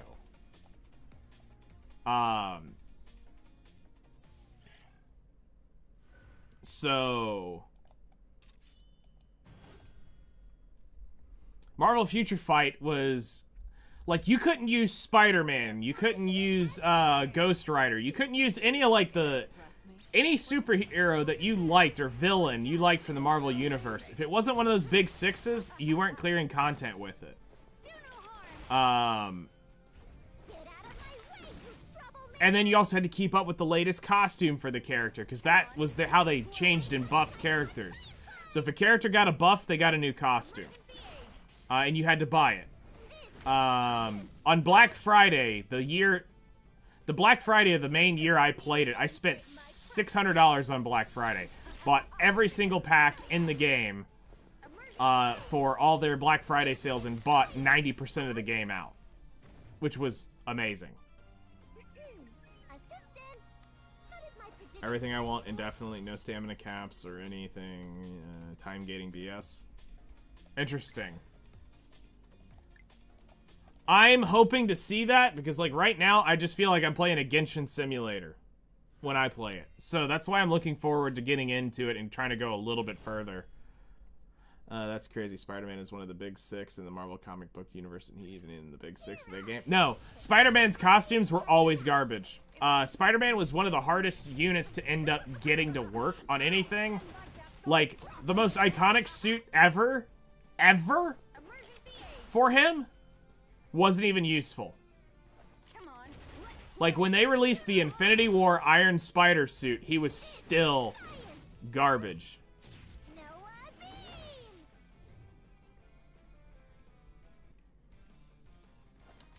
And that was terrible. Then they finally brought, like, his No Way Home suit, and it still was decent. And then he finally became, from what I've heard, he was finally usable. Once they brought out the tier 4 skill for him, he finally became useful. But he was never, because he was a speed character, and speed's always struggled on a lot of stuff.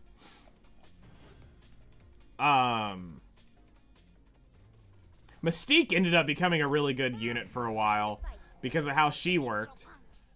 Quicksilver was okay in a couple stages. But no, it was normally the Phoenix Force Jean Grey, the Phoenix Force Namor, Doctor Strange on the endgame costume, Iron Man on the endgame costume, Captain America with Mjolnir, and Thanos on the Infinity War. Or whatever, I think it was Infinity War was his costume. And Scarlet Witch was the other one. I finally thought of it. Oh yeah, no, that's how they... The costume was what changed the entire character. So, you get Jean Grey, she's normal. Okay, it's the normal Jean Grey of exactly what you get. Each costume goes through a different comic book. And you would get, So when you'd get a costume, it would put them into their comic book skills, and it would change their full skills of their kit, if depending on what the costume did. So when Jean Grey got the Phoenix Force outfit, it turned her into, or what? No, she wasn't Phoenix Force. They didn't do that one. They had done, it was another one of the comic book runs. Or no, was it the Phoenix Force? I think it maybe was the Phoenix version. I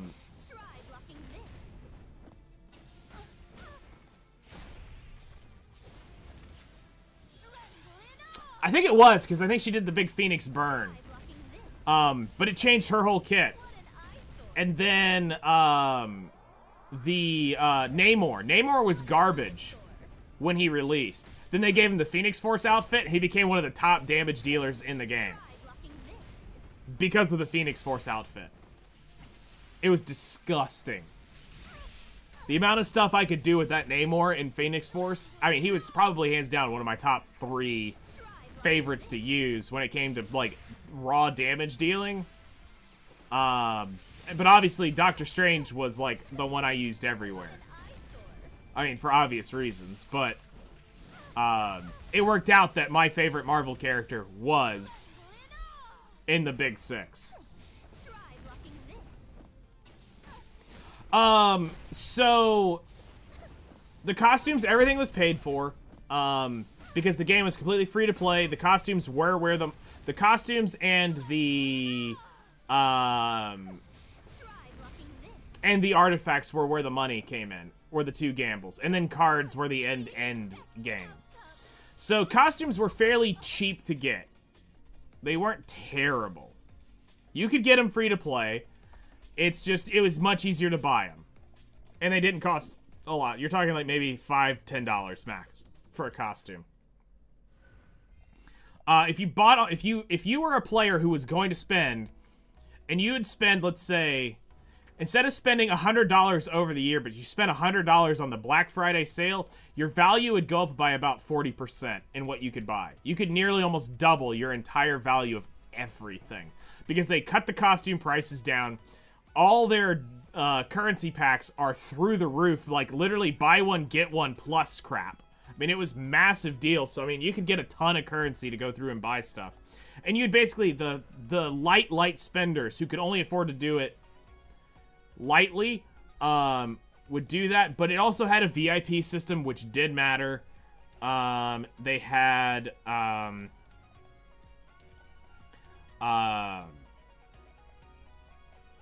the cards were probably the most bullshit thing to do. I'm not gonna lie. The cards were probably one of the most bullshit things I had to deal with. Because getting good cards, you had to gamble a lot on. The artifacts weren't terrible to get the CPTs, because they gave one away every 28 days. So eventually getting those was pretty easy. The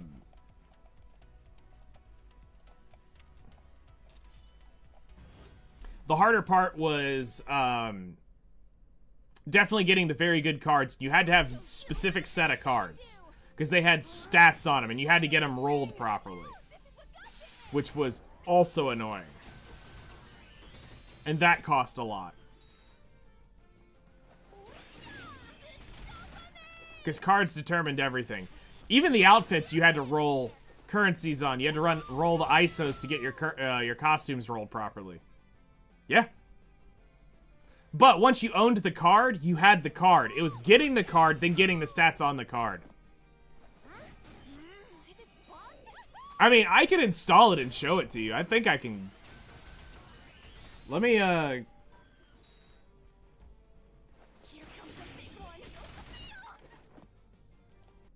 Here.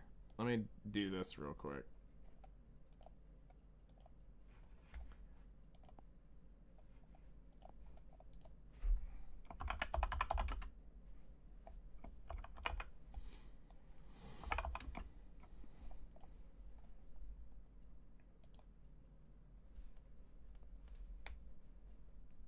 Like, I ended up playing this with a controller when I used to play.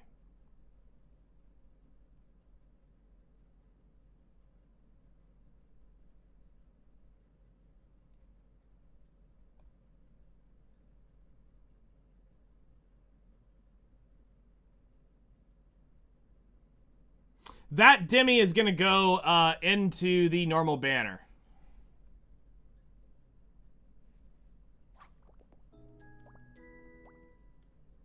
Yeah, so you wanted to play this with a controller because of how this game played.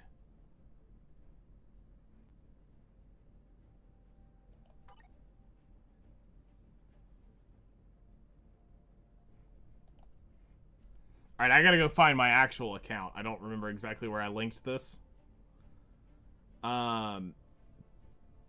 This is one that you don't need to pull for, is basically what she is. It's not a limited unit, so you don't need to pull for her. She'll be there for whenever you decide to try to roll for her.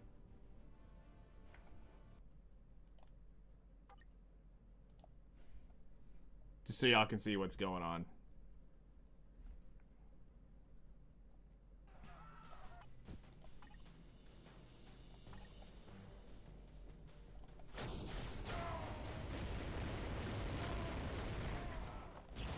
Oh yeah, Thor wasn't even that great. Yeah.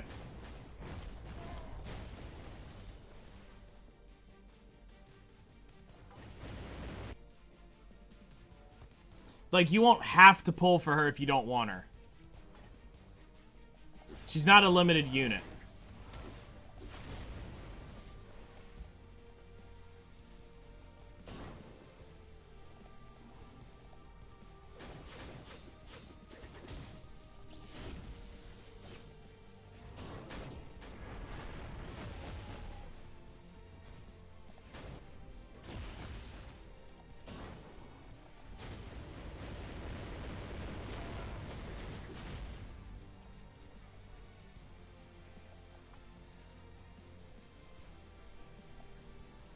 So the reason why you played it with a controller was for how the skills worked. I'm just wondering, should I drop my pity on her immediately, or should I try to actually pull her? I'd pull her slowly over time with the daily pull. Thankfully, I have the, I have a pity stored up, but I'm not expecting her to be, ungodly broken.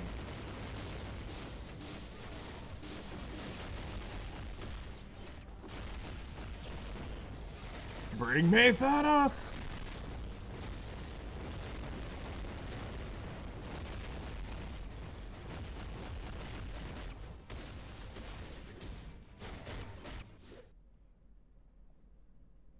You've never seen this game before? Yeah, well, it's not a gacha. Not in that sense.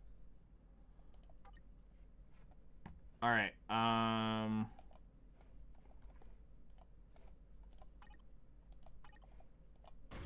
okay. I told it to skip tutorial. So I'll show you the, as soon as I can get into it, I need to find where I put my, I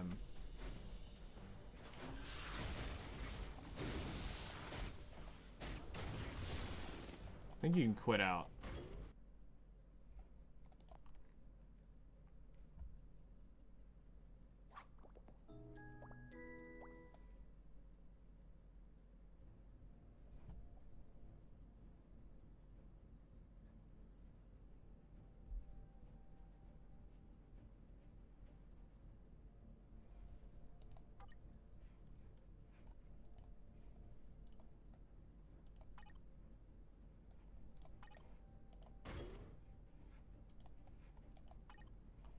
Do I really have to play that next mission? This is like 10 years old at this point. This is an older game.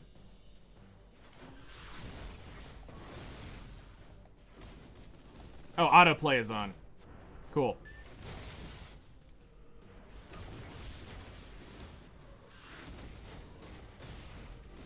Yeah, oh no, this is a... So, here's the thing. When I was looking for a Marvel game, and I almost got the Switch game that was a Marvel game, but I decided to spend the $300 whatever dollars instead of buying a Switch, I would spend on this game.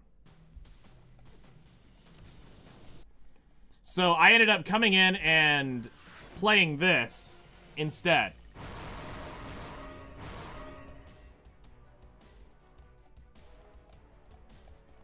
Yeah.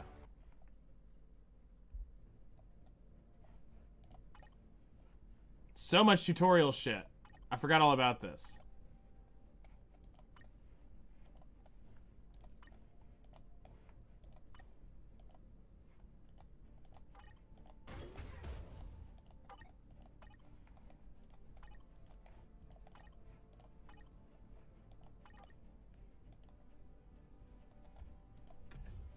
Okay, so I should be able to...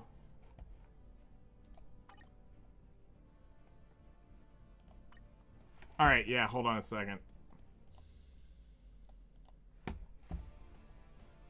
So, I believe it was linked to this.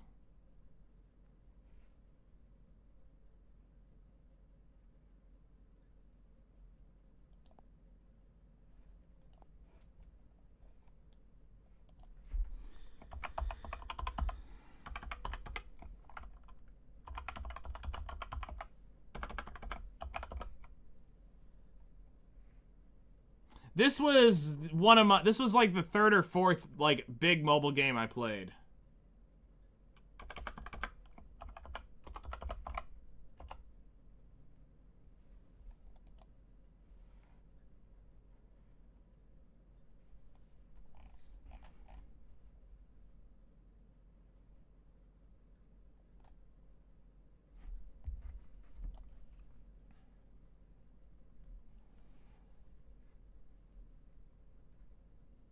Okay, now it's trying to verify.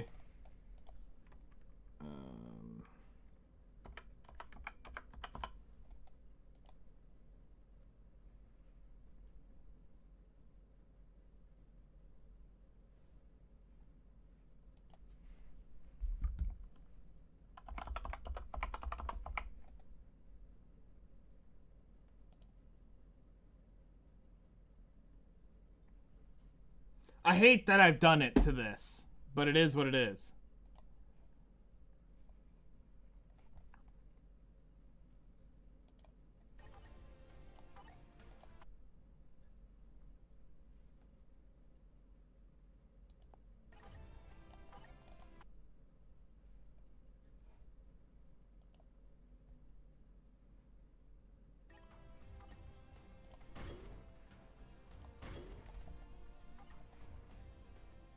Alright, cool. It's gonna load in my data now.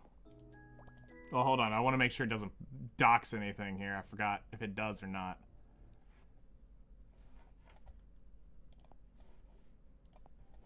I don't think it does. I'll pop it up real quick. Okay. So here.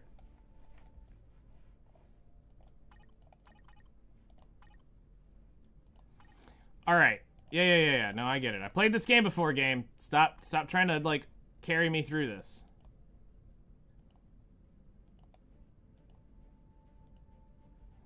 Alright. So, here's what you need to know.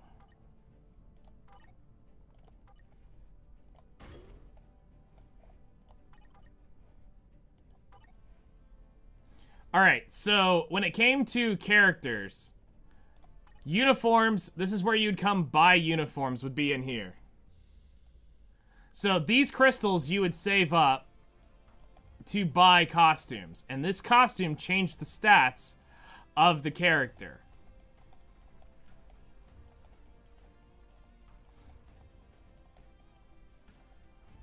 And they've added a lot since I stopped playing. Because you can see all the check marks here of all the ones that I had bought. So up to right around in here, everything else is new.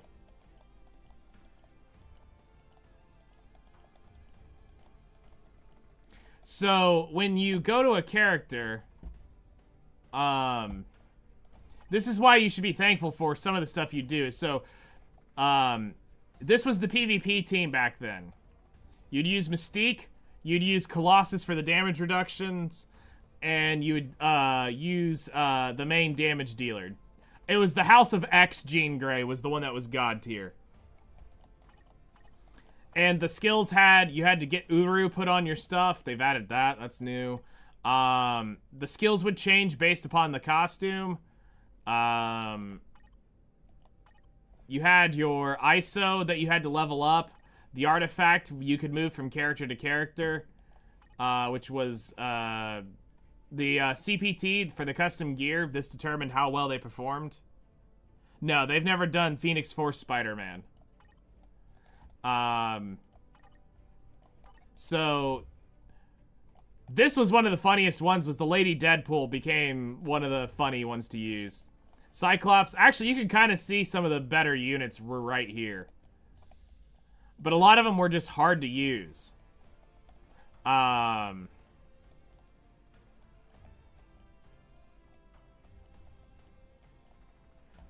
So...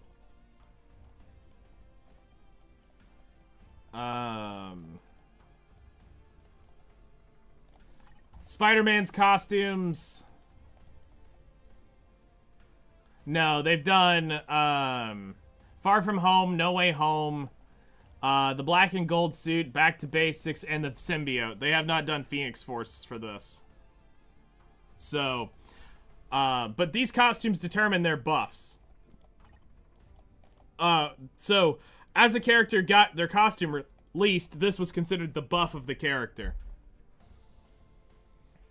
So, you would have that. You had to go spend for, cards.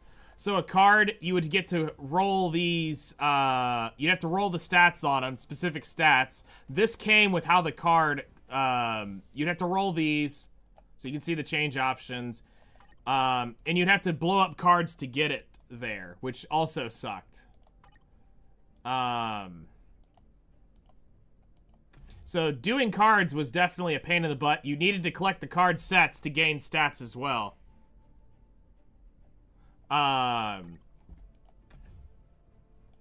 So the cards would add in specific stats and stuff. So it was how you collected your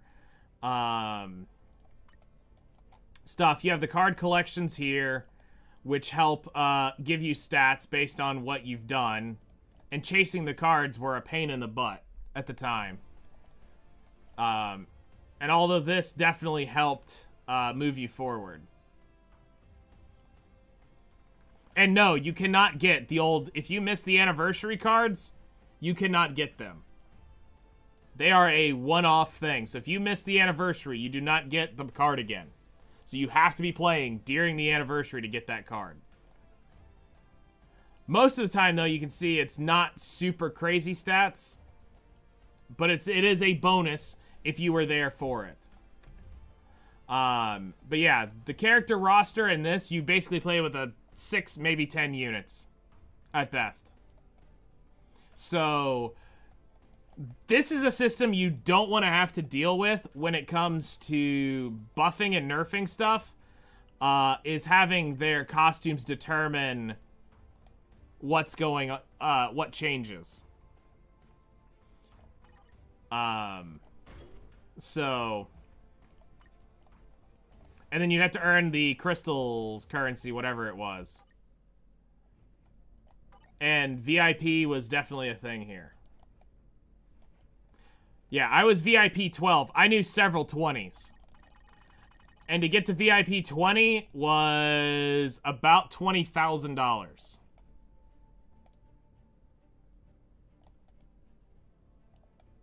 To get to VIP 20 back in the day. But yeah, they'll unlock these crystals, and at some point you'll get the... It'll be, like, you'll get 22,000 crystals plus the 1,900 bonus for $100. So, I knew several 20s in this game. I had several VIP 20s that I would stream and play with. So, this is definitely a monetization model that is interesting to use. So, yeah. Be grateful you see other systems. Let's just put it that way.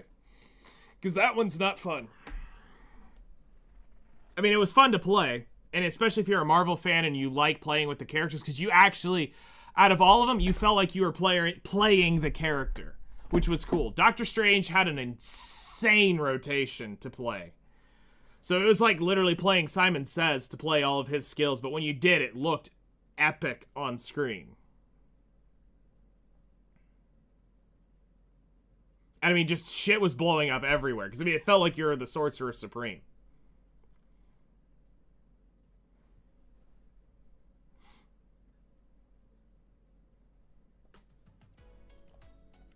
Yeah. But, like, that's where it comes in. And, like, each costume has its own stat. So it'll give them, like, plus this, plus that. Then it'll change their type. Some of them will go from a speed to they'll change what their type is, which was an interesting idea. But everything buffs through the costume itself when you play it.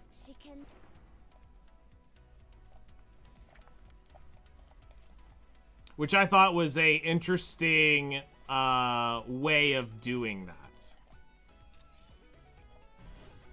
To say, hey, I'm gonna make the costume do everything. So, like here, you would see the character get an actual buff. There, if it's gonna get buffed, it's a costume. The new costume will do it. And there were times the costume didn't do anything. The older costumes ended up being better.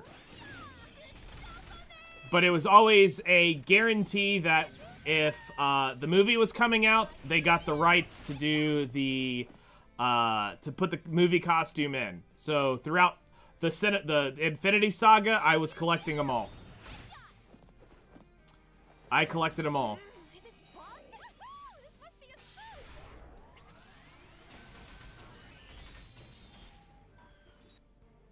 For one frame?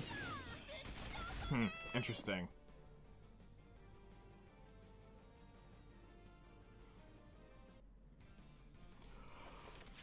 But it's Netmarble. You know exactly what to expect. Heavily monetized. Heavily monetized game.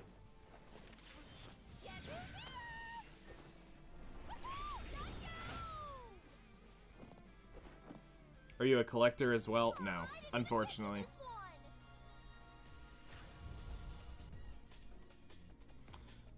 Unfortunately not.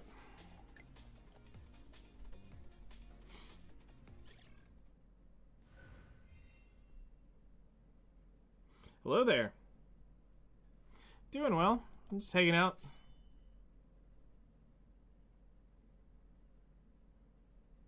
So, a lot of the units there...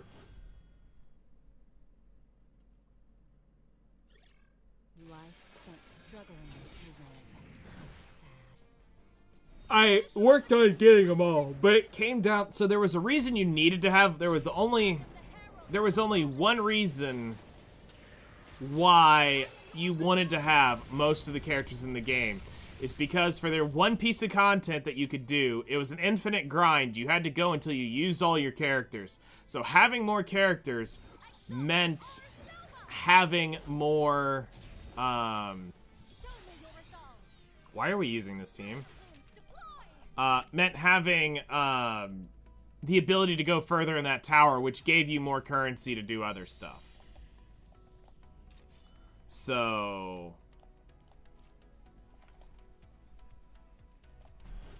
How's the new PC? It's going. It's definitely let me stream things that I couldn't at what feels like, well, I would say what I couldn't, which was weird because I was. So we're going to get this computer set up that I can, and then I think once I've got everything transferred over, I will hard wipe the older computer and reinstall Windows from the ground up and see what happens. Because if I go back and I install the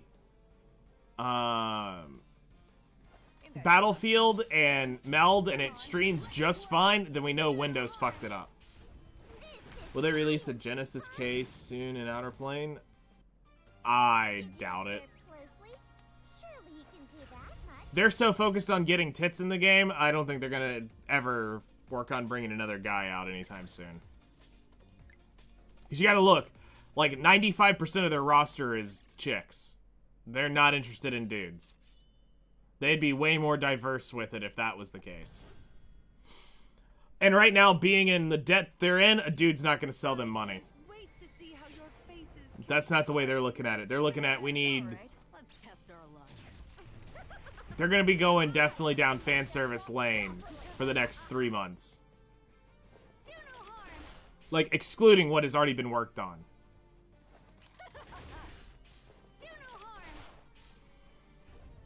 See, I don't personally care as long as the unit's kit is good. That's all I care about. I just want good kits. If the kit is good, sure.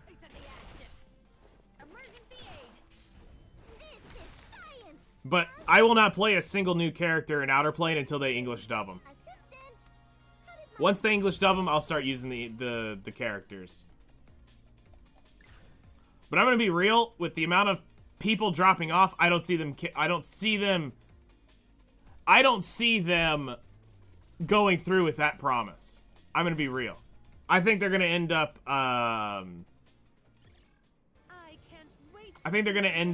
backing off of that, and they're just gonna go back to Korea, or they're just gonna go to Japanese. They're gonna stay on Japanese only.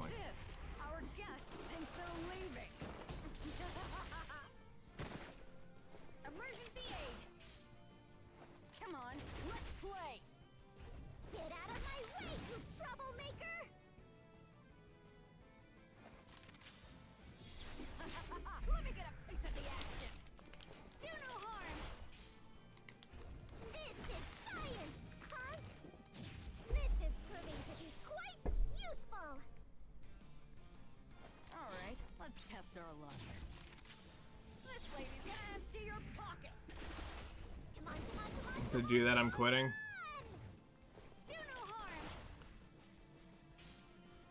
I would say we need to see the first one by the end of We need to see the first one by the end of November, or they're not doing it.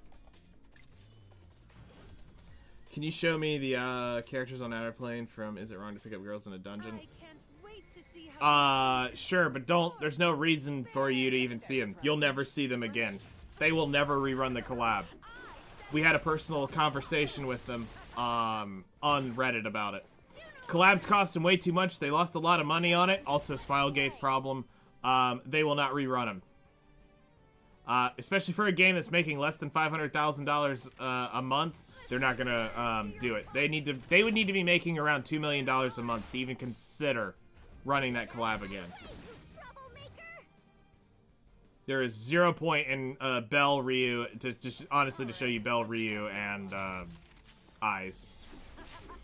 Like, the best thing they can do at this point is to get as close as they can without actually copying their kits, so that there is a current version in the game, because they will never run a collab at the current state of things.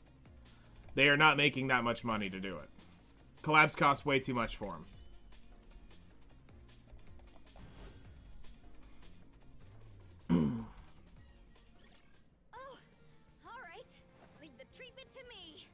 You guys trust me, right? I send my guests off properly. Do no harm. They'll have to do it as close as they can get it. But there's probably always a clause, especially if they're used to dealing with gacha games, to where they can't copy the kit identically. It will be slightly different, but it'll function roughly and do what it is. If not, they'll have to ban it from PvP, personally. This lady's gonna empty your pocket. I can see that. Do no harm. Well, also, to be fair, Epic 7's just running out of ideas. I'm gonna be real. They're just running out of ideas on artifacts. How did my prodigious science look?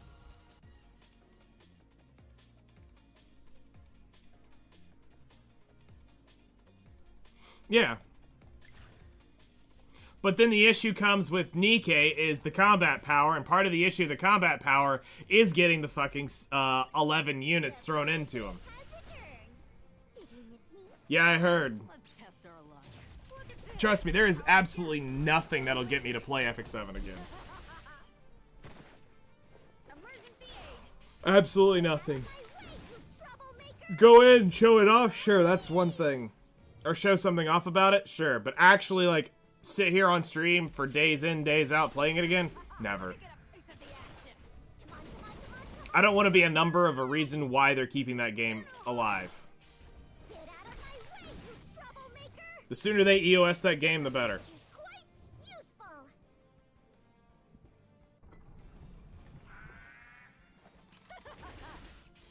But they're not going to EOS it making $2 million a month. Hey, you troublemaker! But you've got 2.5 years before Prodigious science look? they got 2.5 years before they'll lose it, because they're losing $1 million a year. So you got about 2 years before that's going to happen.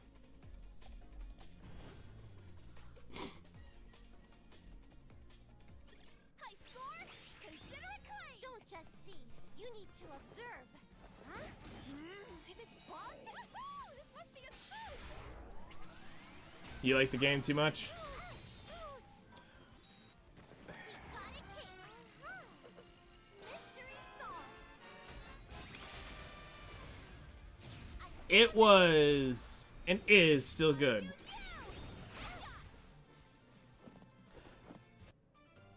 That is definitely their selling point to it.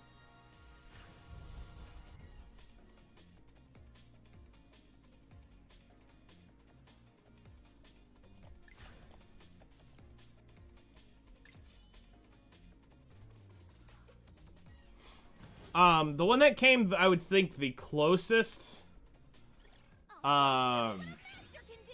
Attention, everyone. was Lost Sword. Kind of came close to the style, but they did it a little bit different that made it not feel the same. Lost Sword got pretty close to taking that. Water.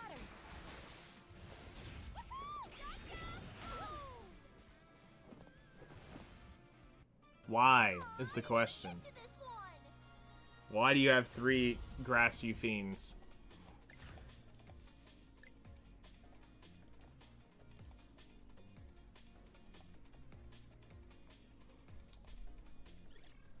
I mean, I can't talk. I have 2 triple S Lunas, but that's beside the point. But that was also so I could confuse people and they never could know which Luna I was pulling. Because I had 2 Lunas. I had God tier unit that I built, and then I had the surprise motherfucker that people didn't ever know what that one was.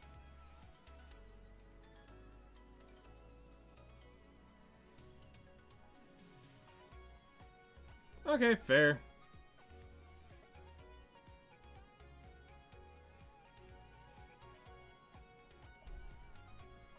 I mean, it depends on what you're trying to use Rona in. What are you trying to use her for? That determines everything where you want to use the unit. What are you trying to put her into? It's a mechanic thing. What mechanic are you... What boss fight, where are you trying to use it? It's not that she's outdated, it's where are you trying to put her? Bosses? Okay. Well, she's great for water bosses. Now, which water boss are you wanting to fight? Can it be Death Broken? If the answer is no, then she's not going to be good for it, even with the Ignore Resilience. So, you know, you can't take her into fire. She's grass. So, you know, you got to look at it that way. She's a bruiser striker. Not great for everything. Leave the treatment to me. You guys trust me. But she's not bad. I mean, each boss has its own mechanics, and somebody may do the job better. It's not that she's outdated, it's just, what are you trying to take in? Emergency aid. Does she have what is needed for that? Troublemaker!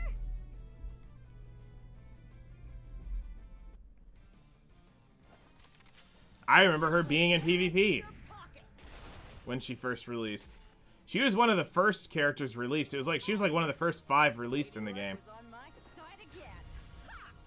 Because I know it was Notia was one of the first early ones, because the first one released was Eternal. Then, I want to say it was Notia was next. I remember Stropey being released. I remember Asti being released. All right. Leave the treatment. I remember Rona being released. Who else?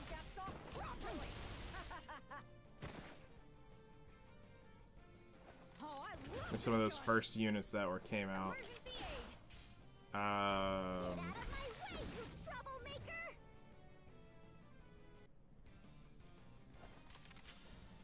lady's gonna empty your pocket.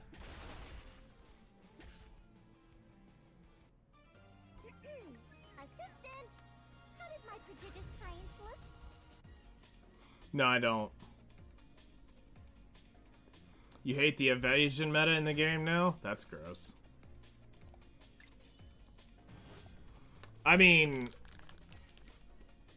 there's ways to get around evasion. His name is Dark and his name is Corvus. Strategy has arrived. All right, let's test our luck. Look at this. Our guest thinks they're leaving. Some units have 100% evasion. And they also have no HP. That's the other thing. Let me get a piece of the action. Emergency aid. That's whale bait, honestly. Oh, I love this gun. Just do the once-a-month craft and be done with it. Oh yeah. Oh no, it is. I mean, that's how we would get around Violet and Rylet's shit. Even on a miss, I could do fucking 12, 14,000 damage to him. And trust me, he don't have 14,000 HP. The average Violet in Epic 7 was between 10 and 12,000 HP. How your faces contort in despair. All right.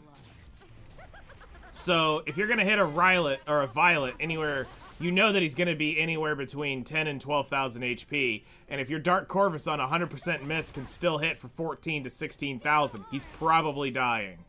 And all you have to do is just soul burn that S3 and he is gone. There is no living through that.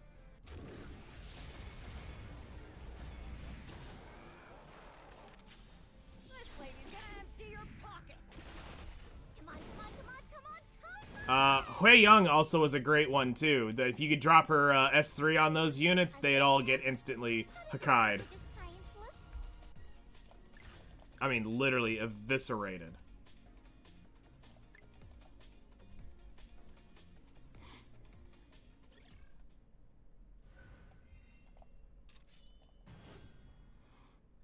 So. The prodigy has returned. Did you miss me? Alright, let's test our luck. Look at this. 100% death pin. And it's baked into his kit because of how he works. He ignores all defense. So you can't even, it can't add defense back to that skill. So if it was the way I understood it when we were there, was 100% pen goes through it regardless because it's a baked in mechanic. So even if that says reduces whatever, you're still going through all of the defense. Let me get a piece of the action. Science punch, science punch, science punch! Did you observe closely? Surely you can do that much. Here's one of the issues with Epic 7. People don't read a lot.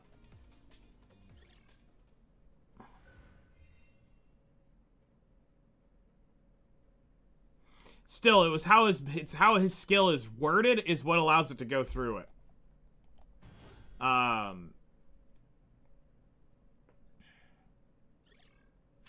Here's to another day of business.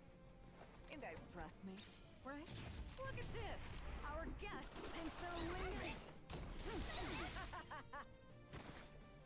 Do no harm. I mean, also, if you want to know one of the major things that are bad with Epic 7, it's the constant,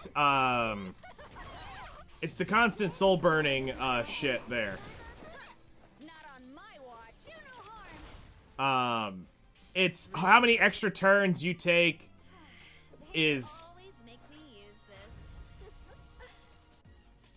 it's not balanced at all.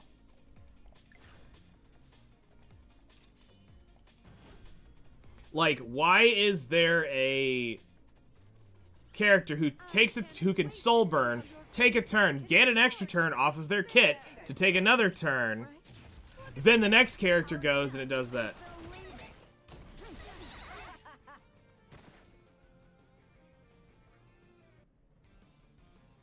Oh, I love this gun. Come on, come on, come on! Wine is a must when you're empty. Oh yeah. Observe closely.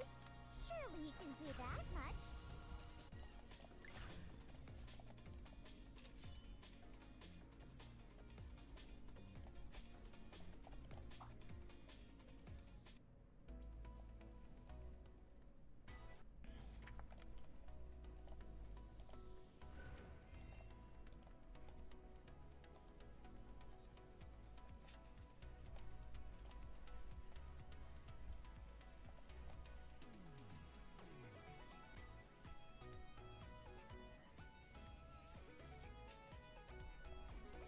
Okay, so that's done.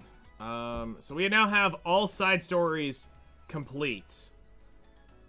So we're caught up on those. Finally.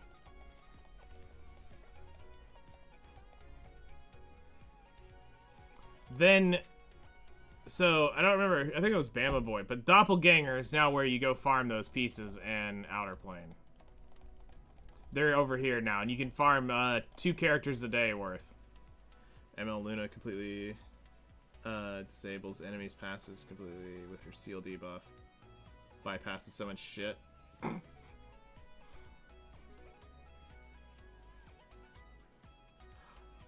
You know, see, before ML Luna, there was Archdemon Mercedes, and Archdemon Meru used to enable so much shit. Enable so much shit to do stuff. She was the queen of fuck you and your bullshit. She was the, I will shut your passive down and all the stupid shit you allow.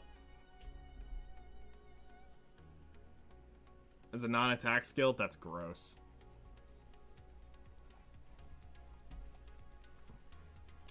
Alright, it's 10:44. Doesn't even trigger Green Celine? What? Oh, and she has an ignore ER Soulbird? Yeah, no, fuck that shit. It needs to be, that needs to be changed. Everything in it's ignore ER. Why do you even have that stat in the game if you're gonna do everything important? Oh, wait, I know, because of the 1% of the crybabies in the game. Well, I got 15%ed. Well, play the game, motherfucker. So what if the kit completely relies on that? Well, I want to be able to win. Yeah, well, you can't have everything in life unless you are Smilegate, and then you ruin a game. All right, so let's call it there. We've done enough damage for the day. I'm not sure for the next week if there will be streams or not at night. We'll determine kind of what ends up happening over my schedule. The Kodak units.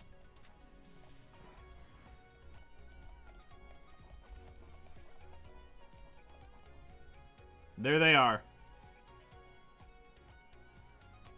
All you need to know is she's a PvP monster and will probably be banned before too long because that will never rerun. And he was a great PvE unit and she was kind of worthless. But they will never rerun ever again. They did not make money and they lost money on it. So when you lose money that bad, you do not bring it back. Unless you're making a lot of money where you can afford the loss. Didn't even know about him. That's how bad the marketing was. I, somebody who loves Don Machi, did not even know about him. They were rerun at the beginning of the year.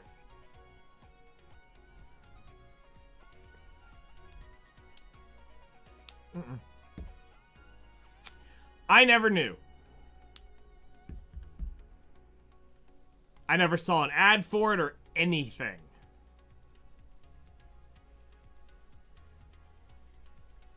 Terrible marketing campaign. And they didn't even make that much money on it. Like, in March, they made piss.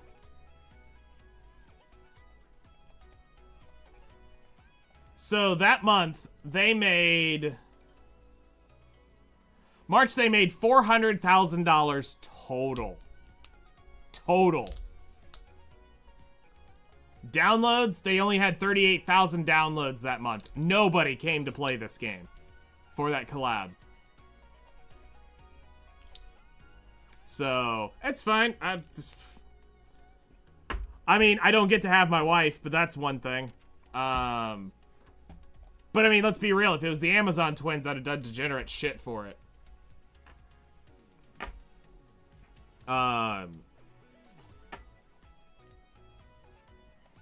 It'd have been a harem for sure.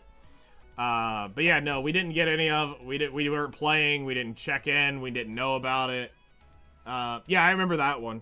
I didn't go play it. I didn't care. I mean, Mobile Legends is a really hard one for me to get invested into.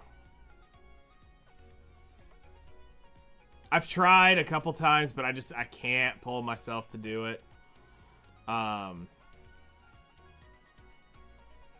But yeah, we'll see what happens. If I've got time tonight, I'll pop in. If not, it'll be another morning stream tomorrow. So, hope AFK Journey does one of them fairly soon. One with Delicious and Dungeon at the end of the year. Okay. Interesting. Well, I probably need to start saving currency then, just so I can collect them. We may end up bringing AFK Journey back as a, like, maybe once a week thing. We'll see. I need to figure out exactly what's going to be going on. I know me and Hellcrest are supposed to play Halo and do that now that October's done. I'm also waiting on news for Aether 2 in Minecraft. Because I was talking to Flutter about it, and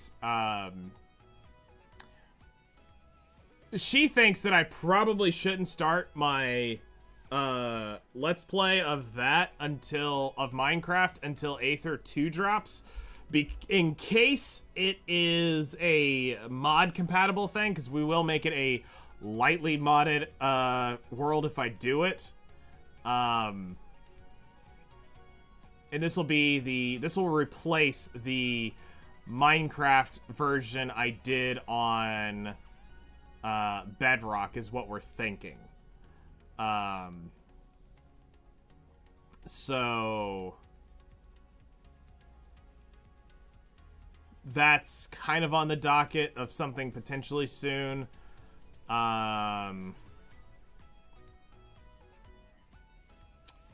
But Minecraft might show up as just like mod testing and seeing what we want to run with. As in more of just wanting to see what's going on. So we might do some Minecraft streams here and there. Battlefield will obviously be more of an evening thing because of Boomer Squad stuff. But also if there are people who really, really want to play it in the mornings with me, we can do some days where we do that. I'm all for doing that. I really want to get the Digimon game, but I don't want to spend $100 on another game right now because I just bought Battlefield. So, that's kind of stopping me from doing that.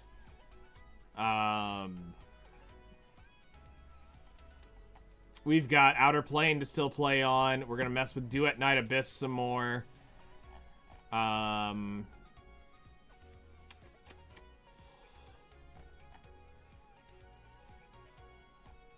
there's a few other things that I'm forgetting at the moment.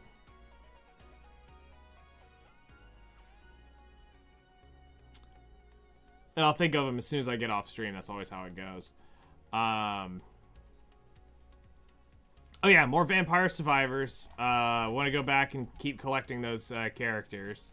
But that's not going to be like a hard daily chase that we were doing. Because, I mean, it was Halloween week, so that's kind of why I was doing it. But I'll definitely be doing that more.